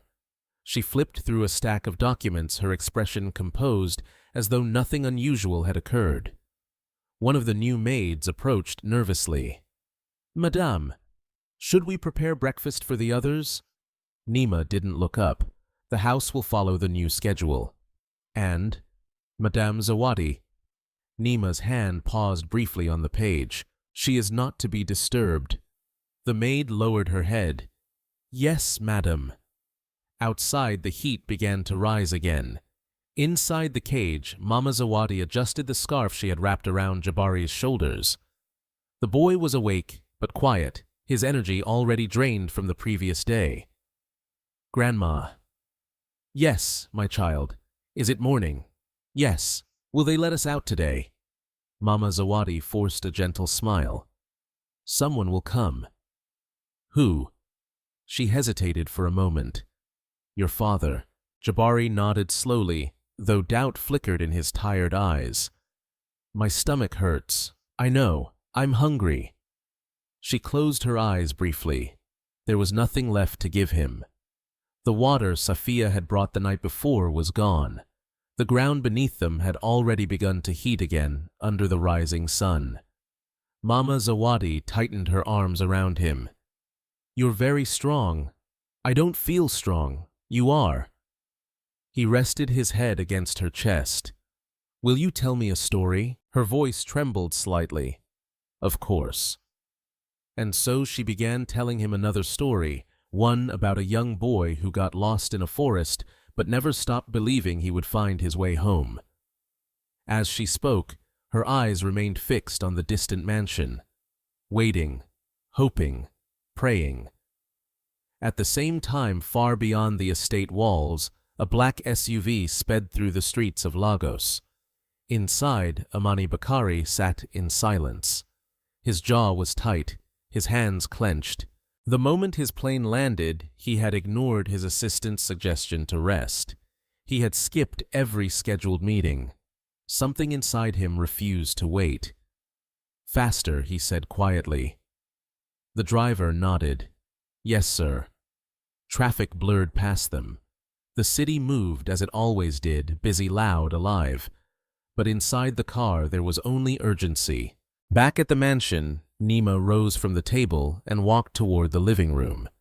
She paused near the large glass window that overlooked part of the garden. From where she stood, the cage was not visible, but she knew exactly where it was. She took a slow sip of tea, satisfied. Kamau approached from behind. Everything is under control. Good. No one has spoken. They won't. The staff are afraid. They should be. Kamau hesitated. The boy. Nima turned her head slightly. What about him? He's very young.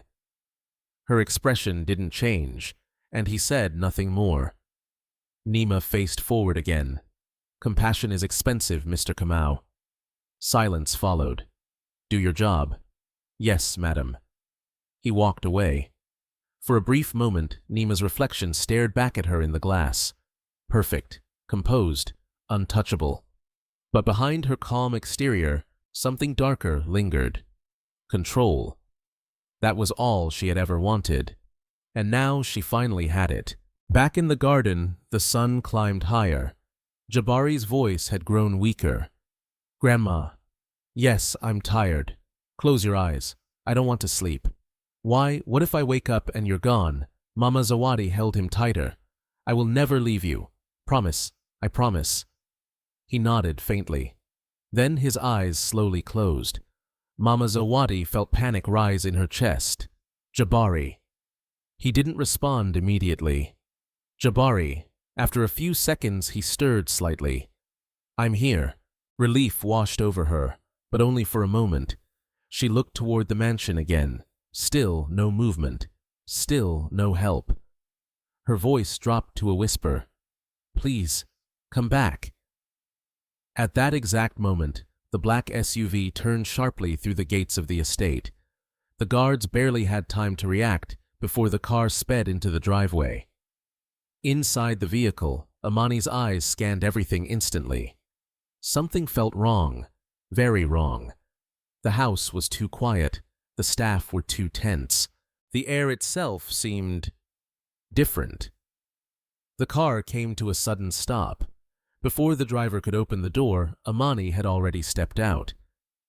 Amani Nima's voice called out from the entrance. She walked toward him with a warm smile, arms slightly open. "You're back early." He didn't hug her. He didn't smile. "Where is my mother?"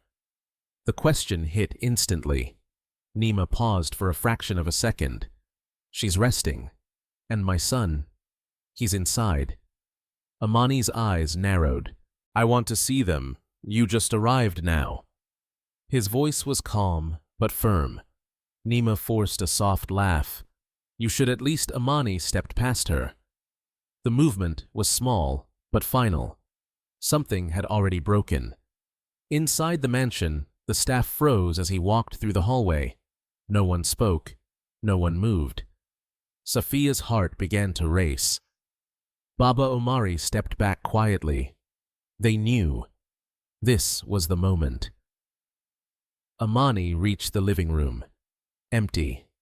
He turned toward the stairs. Nothing. He walked into the kitchen. Silence. His breathing grew heavier. "Where are they?" he asked again. Nima followed him slowly. "They've been resting." For 2 days, the words landed hard.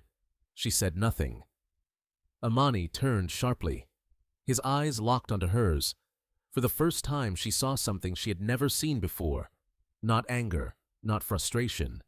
Something deeper. Something dangerous. "Where are they?" Nima opened her mouth. But before she could answer, a faint sound drifted through the open hallway. A child's voice, weak, barely audible. "Grandma!" Amani froze. Every muscle in his body locked. The sound came again. Faint, broken. "Please." His head turned slowly toward the back of the house. The garden. Without another word, he started walking. Then faster. Then running. Behind him, Nima's calm expression shattered for the first time. "Amani, wait." But he didn't stop. He pushed through the back doors. Sunlight hit his face. The garden stretched before him. And somewhere beyond the trees, the sound came again. "Help!" Amani's heart pounded violently in his chest. He ran toward it. Toward the truth. Toward the nightmare that had been waiting for him all along. Amani Bakari had faced hostile negotiations, billion-dollar risks, and moments where entire industries depended on his decisions. Nothing in his life had ever made his heart pound the way it did now.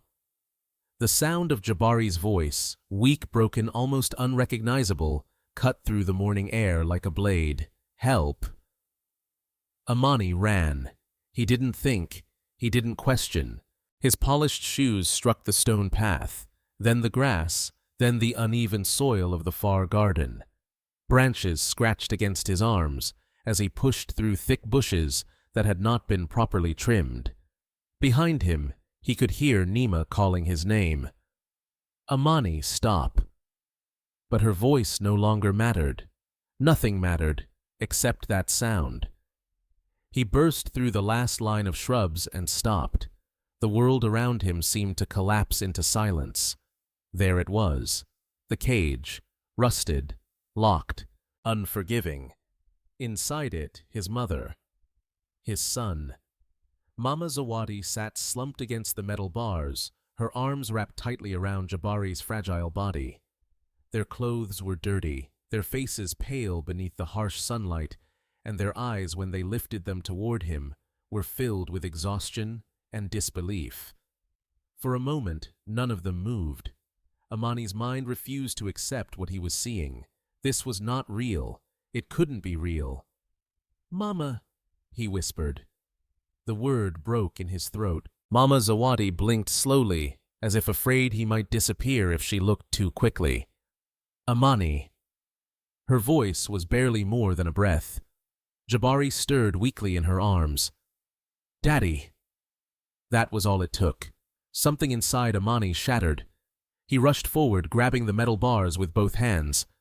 "What is this?" His voice exploded across the garden. "What is this?" The cage didn't answer. Only the hollow echo of his own voice came back to him. He looked at the lock. New, heavy, deliberate. His hands trembled violently as he tried to pull it apart. It didn't move. "Open it," he shouted. Behind him, guards had begun to gather at a distance. No one stepped forward. No one dared. "Open it." Kamau finally approached, his face tense. "Sir, now." Kamau fumbled for the keys, his hands suddenly unsure. The moment stretched. Too long. Far too long. Amani turned back to the cage, his breathing ragged. "Mama, I'm here." Mama Zawadi tried to sit straighter, though her body clearly resisted. "I knew you would come." Guilt hit him like a physical blow. "What have they done to you?" She shook her head weakly. "Don't think about that now." Jabari reached out a trembling hand through the bars. "Daddy!" Amani dropped to his knees, instantly grabbing his son's hand. "I'm here. I'm here. I was scared. I know. I called you." His voice cracked. "I know, my son. I thought you wouldn't come." Amani closed his eyes for a brief second, pain cutting deep through his chest. "I will always come." Behind him, the sound of metal finally clicked. The lock fell open. Amani didn't wait. He yanked the cage door wide and rushed inside, pulling both his mother and son into his arms. For a moment, the world stopped. Nothing existed except the three of them. Mama Zawadi leaned into him, her strength finally giving way. Jabari clung to his shirt, sobbing quietly. Amani held them tightly, as if letting go would cause them to disappear. "I'm sorry," he whispered. "I'm so sorry." Mama Zawadi gently placed a hand on his shoulder. "This is not your fault." But he knew better. He had left. He had trusted. He had not seen. And because of that, this had happened. Footsteps approached behind him. Slow, careful, measured. Amani didn't turn immediately. He already knew who it was. Nima. She stopped a few steps away. "Amani." He stood up slowly, still holding Jabari in one arm while supporting his mother with the other.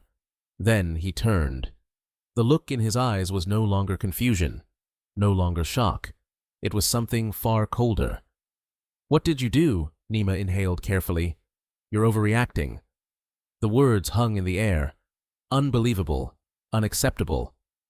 Amani took one step forward. "My mother." Another step. "My son."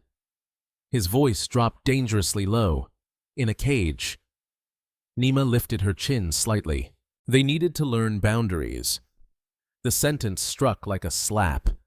Amani stared at her. For a long moment he said nothing.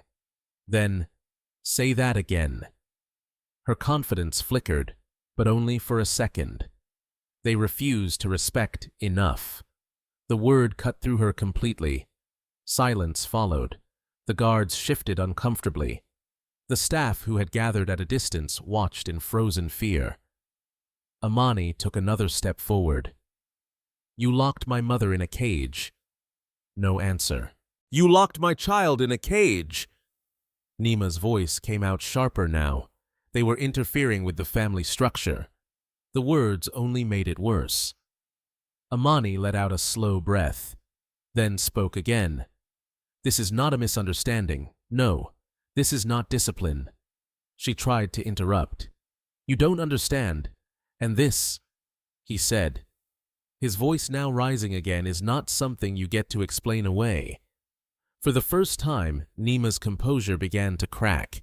"You're letting emotion control you." Amani almost laughed, a hollow, broken sound. Emotion. He gestured toward the cage behind him. "You call this emotion?" Nima stepped forward. "I did what was necessary." "For what?" "For us," the answer echoed. And in that moment, everything became clear. This wasn't a mistake. This wasn't a moment of anger. This was intention, carefully planned, cold. Amani's face hardened completely. "There is no us anymore." The words landed like final judgment. Nima froze. "You don't mean that." "I do." He turned slightly. "Kamau." The man stepped forward immediately. "Yes, sir. From this moment on, you no longer take orders from her." Kamau hesitated, just for a second. Then, "Yes, sir." Nima's eyes widened. "You can't. I can." Amani turned back to her. "And I will." He looked toward the house. "Call David Okoro." One of the staff members rushed forward. "Yes, sir. Now." Nima's breathing grew uneven. "You're making a mistake." Amani didn't respond. Instead, he carefully helped Mama Zawadi walk out of the cage. Then he carried Jabari fully into his arms. "Let's go inside." As he walked past Nima, he didn't look at her again. Not once. Behind him, the open cage door creaked slightly in the wind. Empty now, but not forgotten. Never forgotten. And as the family disappeared back into the mansion, the weight of what had just happened settled over everyone present. Nothing in the Bakari household would ever be the same again. The moment Amani carried his mother and son back into the mansion, the entire atmosphere shifted. The same house that had felt cold, controlled and silent for days, now seemed to hold its breath. Servants stepped aside, quickly lowering their heads as Amani passed. No one spoke. No one dared interrupt. "Prepare the guest suite," he ordered, without slowing down. "Now." "Yes, sir." Safiya replied immediately, her voice trembling but determined. She ran ahead, opening doors, pulling fresh sheets from storage, and directing 2 other maids to help her. Within minutes, the largest guest room was transformed into a temporary recovery space. Amani gently laid Jabari on the bed first. "Stay here," he said softly. The boy clung to his hand. "Don't go. I'm not going anywhere." Mama Zawadi lowered herself slowly onto a chair nearby. Her movements were careful, every motion revealing how much strength she had lost. Amani turned sharply. "Water." A maid rushed forward with a glass. "No," he said immediately. "Not just a glass. Bring more. And food. Light food." "Yes, sir." Within minutes, trays arrived, water fruit, bread soup. Amani took the glass himself and knelt beside Jabari. Slowly, he whispered. The boy drank, his small hands shaking slightly. "Good," Amani said, his voice breaking just enough to reveal the emotion beneath. He then turned to his mother. "Mama." She accepted the glass gently. "I'm all right." "You're not." Her eyes softened. "I am now." For a moment, neither of them spoke. There was too much to say, too much to process, too much that could not be undone. Amani stood slowly and looked around the room. "Doctor," he said. Safiya nodded immediately. "I'll call one." "No," Amani replied. "Call the best one." "Yes, sir." Within seconds, she was already dialing. Amani moved toward the door, then paused. "Safiya." She turned. "Yes, sir. You brought them water last night." It wasn't a question. Her breath caught. I did." Amani held her gaze for a moment, then nodded. "Thank you." Tears filled her eyes. "I couldn't leave them. You didn't." He turned and stepped into the hallway. The moment he left the room, his expression changed completely. The warmth vanished. The restraint disappeared. What remained was something sharper, controlled, focused. He walked down the hallway with steady steps until he reached the main living room. Nima was there, waiting. She had not left.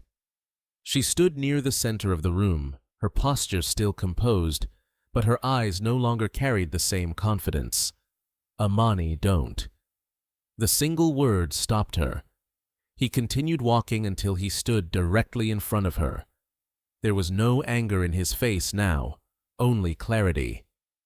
"You will not speak unless I ask you to." Nima swallowed. For the first time, she obeyed without argument. Amani turned slightly. "Where are the documents?" Her eyes flickered. "What documents?" "The ones you forced her to sign. She didn't sign them. Where are they?" Silence. Amani stepped closer. "Do not make this worse." Nima exhaled slowly. They're in my office. Bring them. She hesitated, then turned and walked upstairs. Amani didn't follow. He remained exactly where he was, his eyes fixed on the staircase. Within minutes, she returned with a folder. He took it without a word, opened it, read. Page after page, each line confirmed what he had already begun to understand. Transfer of authority, control over family foundations, asset restructuring, everything carefully designed to remove his mother from any influence. Amani closed the folder slowly. You planned this. Nima lifted her chin slightly. I secured our future. You tried to steal it. I protected it. He looked at her again, and this time there was no doubt left. You abused it. The words landed quietly, but heavily. Nima's voice sharpened. You don't understand how this works. I understand perfectly. No, you don't. She stepped forward. You built an empire, Amani, but you don't see how easily it can be taken away. By whom? By weakness. He said nothing. You let emotions control decisions. You let your mother influence everything. You let a child become the center of your attention. Amani's jaw tightened. And that, she continued, makes you vulnerable. So you locked them in a cage to show you what happens when control is lost. The silence that followed was absolute. Amani stared at her, then slowly shook his head. You didn't do this for the family. She didn't respond. You did this for yourself. Still silence. And you thought I would accept it. Nima's voice dropped. I thought you would understand. Amani almost smiled, but there was no humor in it. I understand more than you realize. He stepped back. David Okoro is on his way. Her expression changed instantly. What, you remember him? Our lawyer. I know who he is. He'll handle everything from here. Nima's composure began to crack again. You're overreacting. No, you can't destroy everything because of one mistake. Amani's voice remained steady. This wasn't a mistake. It was a decision. And now he added, there will be consequences. Footsteps echoed from the hallway. The doctor had arrived. Amani turned immediately and walked away from her, without another word. Nima stood alone in the center of the room. For the first time since everything began, she felt it. Not control, not power, fear. Upstairs in the guest suite, the doctor carefully examined Mama Zawadi and Jabari. They're dehydrated, he said, but stable. Amani nodded. Will they recover fully with rest? Yes. He looked at Jabari. The child is strong. Amani exhaled slowly. Thank you. As the doctor packed his equipment, Jabari reached out again. Daddy. Yes. Are we safe now? Amani knelt beside him. Yes, really yes. Jabari studied his face, then nodded. Okay. He closed his eyes again, finally allowing himself to rest without fear. Mama Zawadi watched quietly, then spoke softly. My son. Amani looked at her. You came back in time. He swallowed hard. I should never have left. She shook her head gently. You came back. That's what matters. Downstairs, the sound of a car pulling into the driveway broke the silence. David Okoro had arrived, and with him, the beginning of justice. The moment David Okoro stepped into the Bakari mansion, the balance of power shifted again. He had served the family for over 20 years. He had witnessed Amani's rise, protected his interests through countless legal battles, and advised him on decisions that shaped entire industries. But nothing in his long career had prepared him for what he was about to face. Amani, he said, his voice steady but concerned. I came as soon as I received your call. Thank you, Amani replied. There was no small talk, no greetings beyond necessity. David immediately sensed the gravity of the situation. What happened? Amani didn't answer right away. Instead, he handed him the folder. Read. David opened it. His eyes moved quickly across the pages, then slower, then stopped. His expression changed. This is not standard authorization. I know. These documents transfer full control of the foundations. I know. David looked up. Was this signed no? A brief silence followed. Then David asked quietly, "Where is Mama Zawadi?" Amani's voice tightened. "Upstairs, and Jabari with her. Are they safe?" "They are now." The emphasis on now did not go unnoticed. David closed the folder carefully, and Nima Amani turned his head slightly. "She's here." David followed his gaze. Nima stood near the far end of the room, her posture controlled but no longer confident.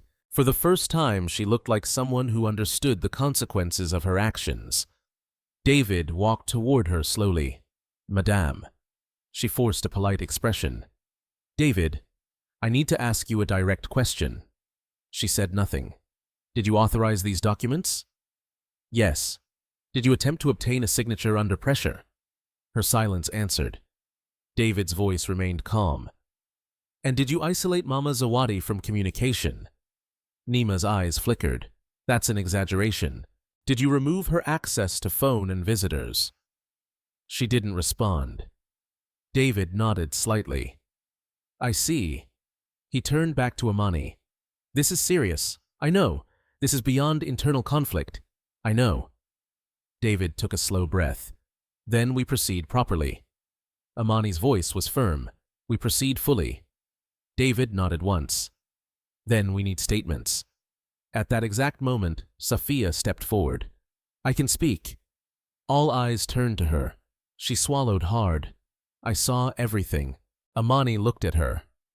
"Tell him." Her hands trembled slightly, but her voice remained steady. "After you left, sir." Madame Nima began dismissing the old staff. She replaced them with people who only listened to her. David listened carefully. She removed Mama Zawadi's phone. She blocked visitors. Even the pastor was turned away. Amani's jaw tightened. Safiya continued. She tried to make everyone believe Mama Zawadi was confused, that she couldn't manage anything anymore. David made a small note. "And the cage," Safiya hesitated, then forced herself to continue. "I saw the guards take them." Silence filled the room. No one stopped it. Her voice broke slightly. "I brought them water at night." Amani's eyes softened for a brief moment, then hardened again. "Who gave the order?" Safiya looked toward Nima. She did. All attention shifted. Nima remained still. David spoke calmly. "Do you deny this?" Nima's voice came out quieter now. "No." The word echoed, not loud, but final. David closed his notebook. Understood. Before anyone could speak again, another voice entered. "I have something to say, too." It was Baba Omari. The old gardener stepped forward slowly. "I've worked for this family longer than most." David nodded respectfully. "Please, I saw them repair the cage," Baba Omari said. "I heard the guards talking." He looked directly at Amani. They were preparing. Amani said nothing, but his silence carried weight. Baba Omari continued. "I was afraid. We all were. But what happened?" He shook his head. "Should never happen in any home." David wrote carefully. "Your testimony is noted." He turned back to Amani. "With this evidence, we have multiple grounds. I don't want shortcuts." Amani interrupted. David paused. "I want everything done properly. Then it will be." Amani looked toward Nima again. "You will not leave this house." Her head lifted sharply. "You can't keep me here. I can ensure you face what you've done. This is still my home." Amani's voice dropped. "No, it isn't." The words landed with quiet finality. Nima took a step back. "You're turning everyone against me. You did that yourself." She looked around the room, at the staff, at David, at Amani, at the silence that no longer protected her. For the first time, she was alone. Upstairs, Mama Zawadi sat beside Jabari, who was now sleeping more peacefully. She could hear distant voices below, low, serious. She knew what it meant. The truth was being spoken, slowly, carefully, but clearly. She closed her eyes briefly, not in relief, but in acceptance. The storm had broken. Now came what followed. Downstairs, David finished reviewing his notes. We will begin with formal documentation of all statements. Amani nodded. Do it. We'll also contact authorities. Good. And secure all financial records. Already done. David allowed himself a small nod. You anticipated this. I had to. There was a brief pause. Then David added, quietly, You handled this with restraint. Amani looked at him. You think so? Yes. Amani's voice lowered. I don't feel restrained. David didn't respond. Some things didn't need to be said. Outside, the sun continued its slow descent. The same garden that had witnessed cruelty now stood silent again. But not unchanged. Nothing was unchanged. Inside the house, the truth had been spoken. The evidence had been given. And the path toward justice had finally begun. By late afternoon, the Bakari mansion no longer felt like a private residence. It felt like a place under investigation. David Okoro moved methodically through each room, speaking to staff one by one, recording statements, verifying timelines, and carefully documenting every detail that could not be ignored. What had started as whispers of fear inside the house was now being spoken aloud, clear, undeniable, and consistent. Every testimony pointed in the same direction. Every version of the story matched. No confusion, no contradiction, only truth. Outside, 2 official vehicles pulled into the estate. Amani had made the call himself. He had not waited for hesitation, nor had he allowed doubt to slow him down. The matter had crossed beyond family conflict the moment cruelty had become action. 2 investigators stepped out, their expressions neutral but attentive. David greeted them at the entrance. Thank you for coming quickly. We were informed this is a sensitive case, one of them replied. It is. They stepped inside. The shift was immediate. Staff members who had once lowered their heads in silence now found their voices. Not loudly, not dramatically, but steadily.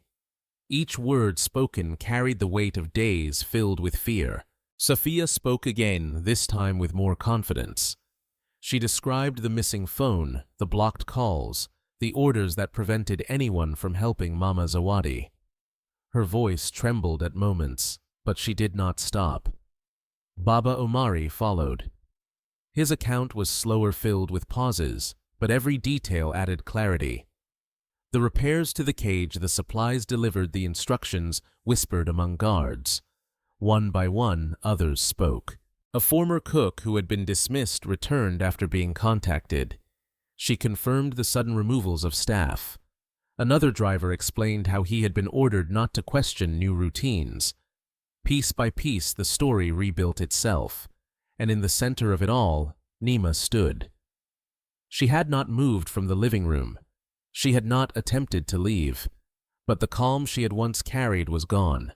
Her posture was still upright, her face still composed, but her eyes had begun to reveal what she refused to say.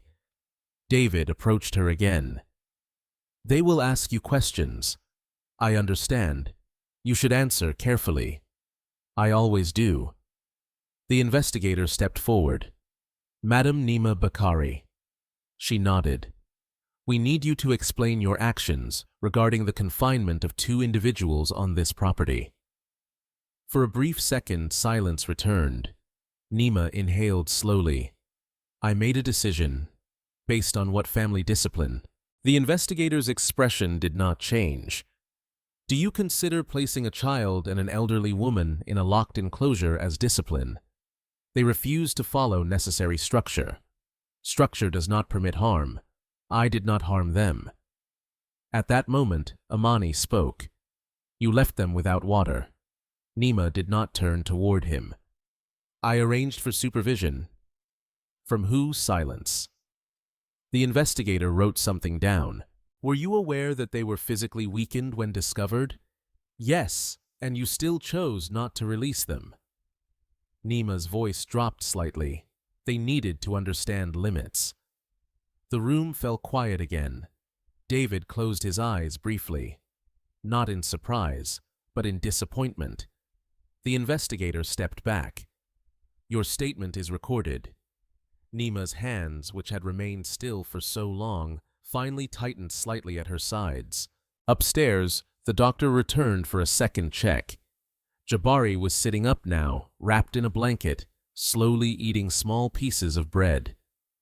Mama Zawadi sat beside him, her strength gradually returning, though her face still carried the exhaustion of what she had endured.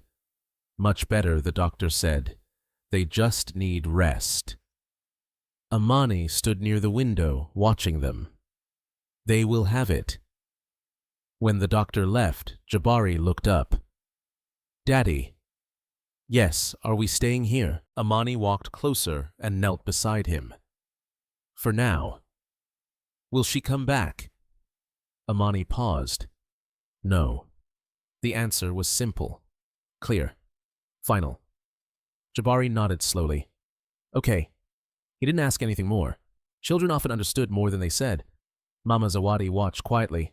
Then she spoke. My son. Amani turned.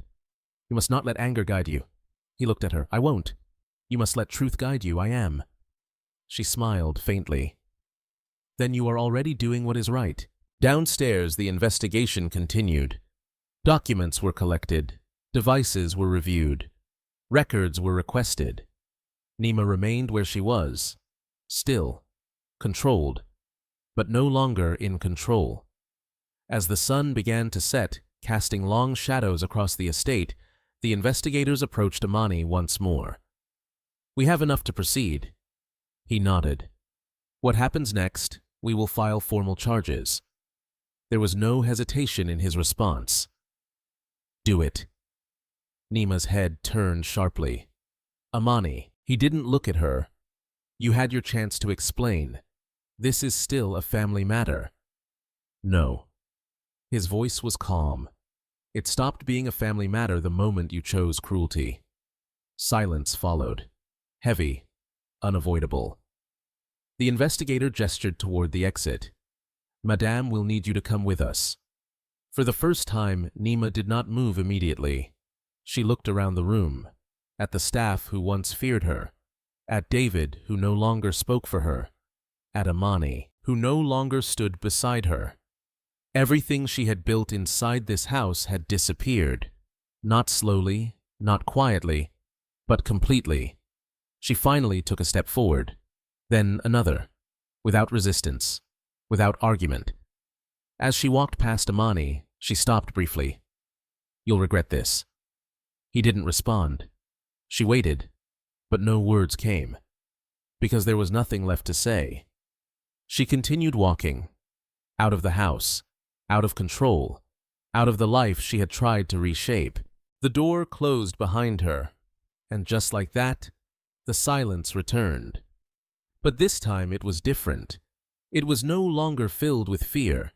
It was filled with truth. Amani stood still for a moment, then turned toward the staircase. He walked upstairs slowly, back to the only place that mattered. When he entered the room, Jabari looked up and smiled faintly. Mama Zawadi closed her eyes in quiet relief. And for the first time since his return, Amani allowed himself to breathe. The storm had passed, but the healing was only just beginning. The night after Nima was taken away felt quieter than any night Amani Bakari could remember.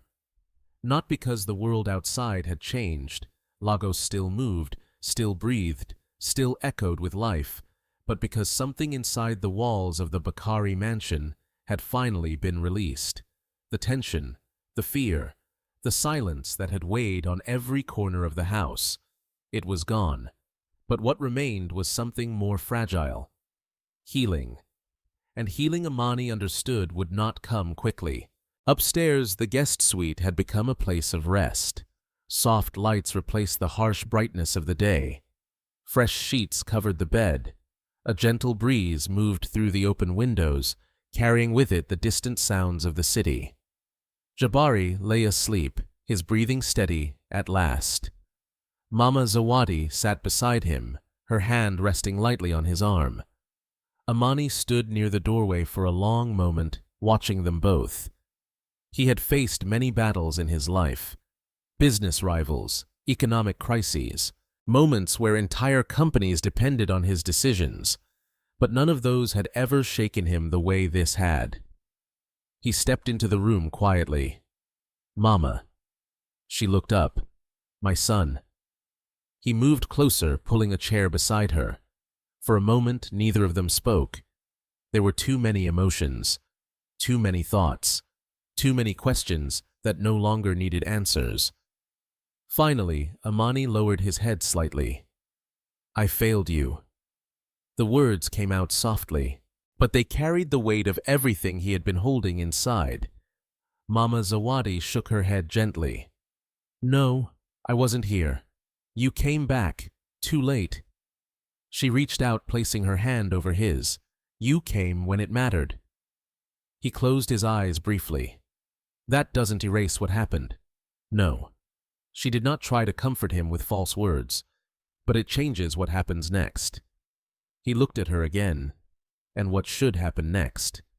Her answer came without hesitation. "You protect what remains." Amani nodded slowly. "That I will do." They sat in silence for a while longer.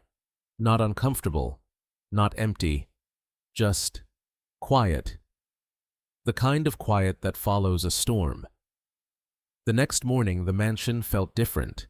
Sunlight filled the halls. Windows were opened. Fresh air moved through every room. For the first time in days, the staff walked with less fear in their steps. Safiya stood in the kitchen preparing breakfast again, this time without hesitation. Baba Omari worked in the garden trimming the hedges near the mango tree. And for the first time since everything had happened, he allowed himself to pause and look at it properly. The tree. The place where laughter once lived. The place where stories were told. It had witnessed everything, and now it would witness what came next. Amani joined him outside. The old gardener straightened immediately. "Sir." Amani shook his head. "No need for that." Baba Omari nodded. There was a brief silence. Then Amani spoke. "The cage." Baba Omari's expression hardened. "Yes, it will be removed." Relief crossed the old man's face. "Completely. Nothing will remain." Amani looked toward the far end of the garden. "And something else will take its place. What do you have in mind? A space for healing?" Baba Omari nodded slowly. "That would be good." Amani turned slightly. "You stayed." "I did." "You spoke." "I had to." Amani met his eyes. "Thank you." The old gardener lowered his head. It was the right thing. "Yes," Amani agreed. It was. Inside the house, Jabari slowly walked into the dining room, holding his grandmother's hand. He looked around carefully. Everything felt familiar, but not the same. "Grandma." "Yes, is it over?" She smiled gently. "Yes, really, yes." He looked toward the doorway. "Daddy said we're safe." "We are." He nodded. Then, after a moment, he asked quietly, "Will we still eat in the garden?" Mama Zawadi's eyes softened. "Yes, we will." Later that afternoon, Amani called a meeting with the entire household staff. They gathered in the main hall. Some stood, some sat. All watched. Amani stood at the front. For a moment, he said nothing. Then, what happened in this house? He paused. Should never have happened. Silence. But it did. He looked around the room. And I take responsibility for that. The staff exchanged quiet glances. You were afraid. No one spoke. You were silenced. Still silence. But some of you. He looked toward Safiya, toward Baba Omari, chose courage. He nodded once, and that matters. He took a breath. From today, this house will not be ruled by fear. The words settled deeply. It will be guided by respect. He stepped back slightly, and by truth. No applause followed. No dramatic reaction. But something changed. Something real. That evening, Amani walked alone to the far end of the garden. The cage was still there, empty, silent, waiting. He stood in front of it for a long time. Then he stepped forward, placed his hand on the rusted metal, and pushed. The structure shifted slightly, weak, unstable, like everything it represented. "Take it down," he said quietly. The workers behind him moved immediately. Tools struck metal, chains were removed, bars collapsed. Piece by piece, the cage disappeared. By sunset, nothing remained, only open ground. Amani stood there until the last piece was carried away. Then he turned and walked back toward the house, toward his family, toward what still mattered, because some things could be broken, some things could be lost, but not everything. Not if you chose to rebuild, not if you chose to protect, not if you chose to love when it mattered most. Sometimes the deepest pain in life does not come from strangers, but from the people we trust the most. This story reminds us that power without compassion can become cruelty, and silence in the face of injustice can allow darkness to grow. Amani believed that providing wealth and comfort was enough to protect his family, but he learned a powerful truth. Presence awareness and courage are far more important than distance and trust alone. Mama Zawadi's strength teaches us that dignity does not come from status, but from character. Even in the darkest moment, locked, humiliated, and abandoned, she chose calm over hatred, love over fear. And Jabari, with his innocence, reminds us how deeply children feel everything around them, even the things we try to hide. What we do as adults shapes not only the present, but the hearts of the next generation. This story is also about courage in unexpected places.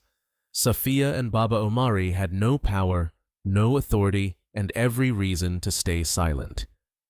Yet, they chose to act. Sometimes doing the right thing is not about being strong, it is about refusing to look away when something is wrong.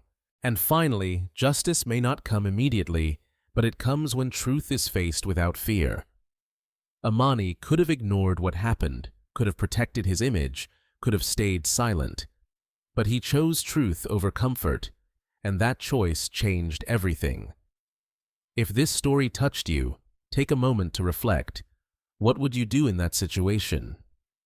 Would you stay silent, or would you speak up? Share your thoughts in the comments below. Your voice matters more than you think. And if you believe in stories that inspire, heal, and remind us of what truly matters in life, don't forget to subscribe to the channel so you never miss the next journey.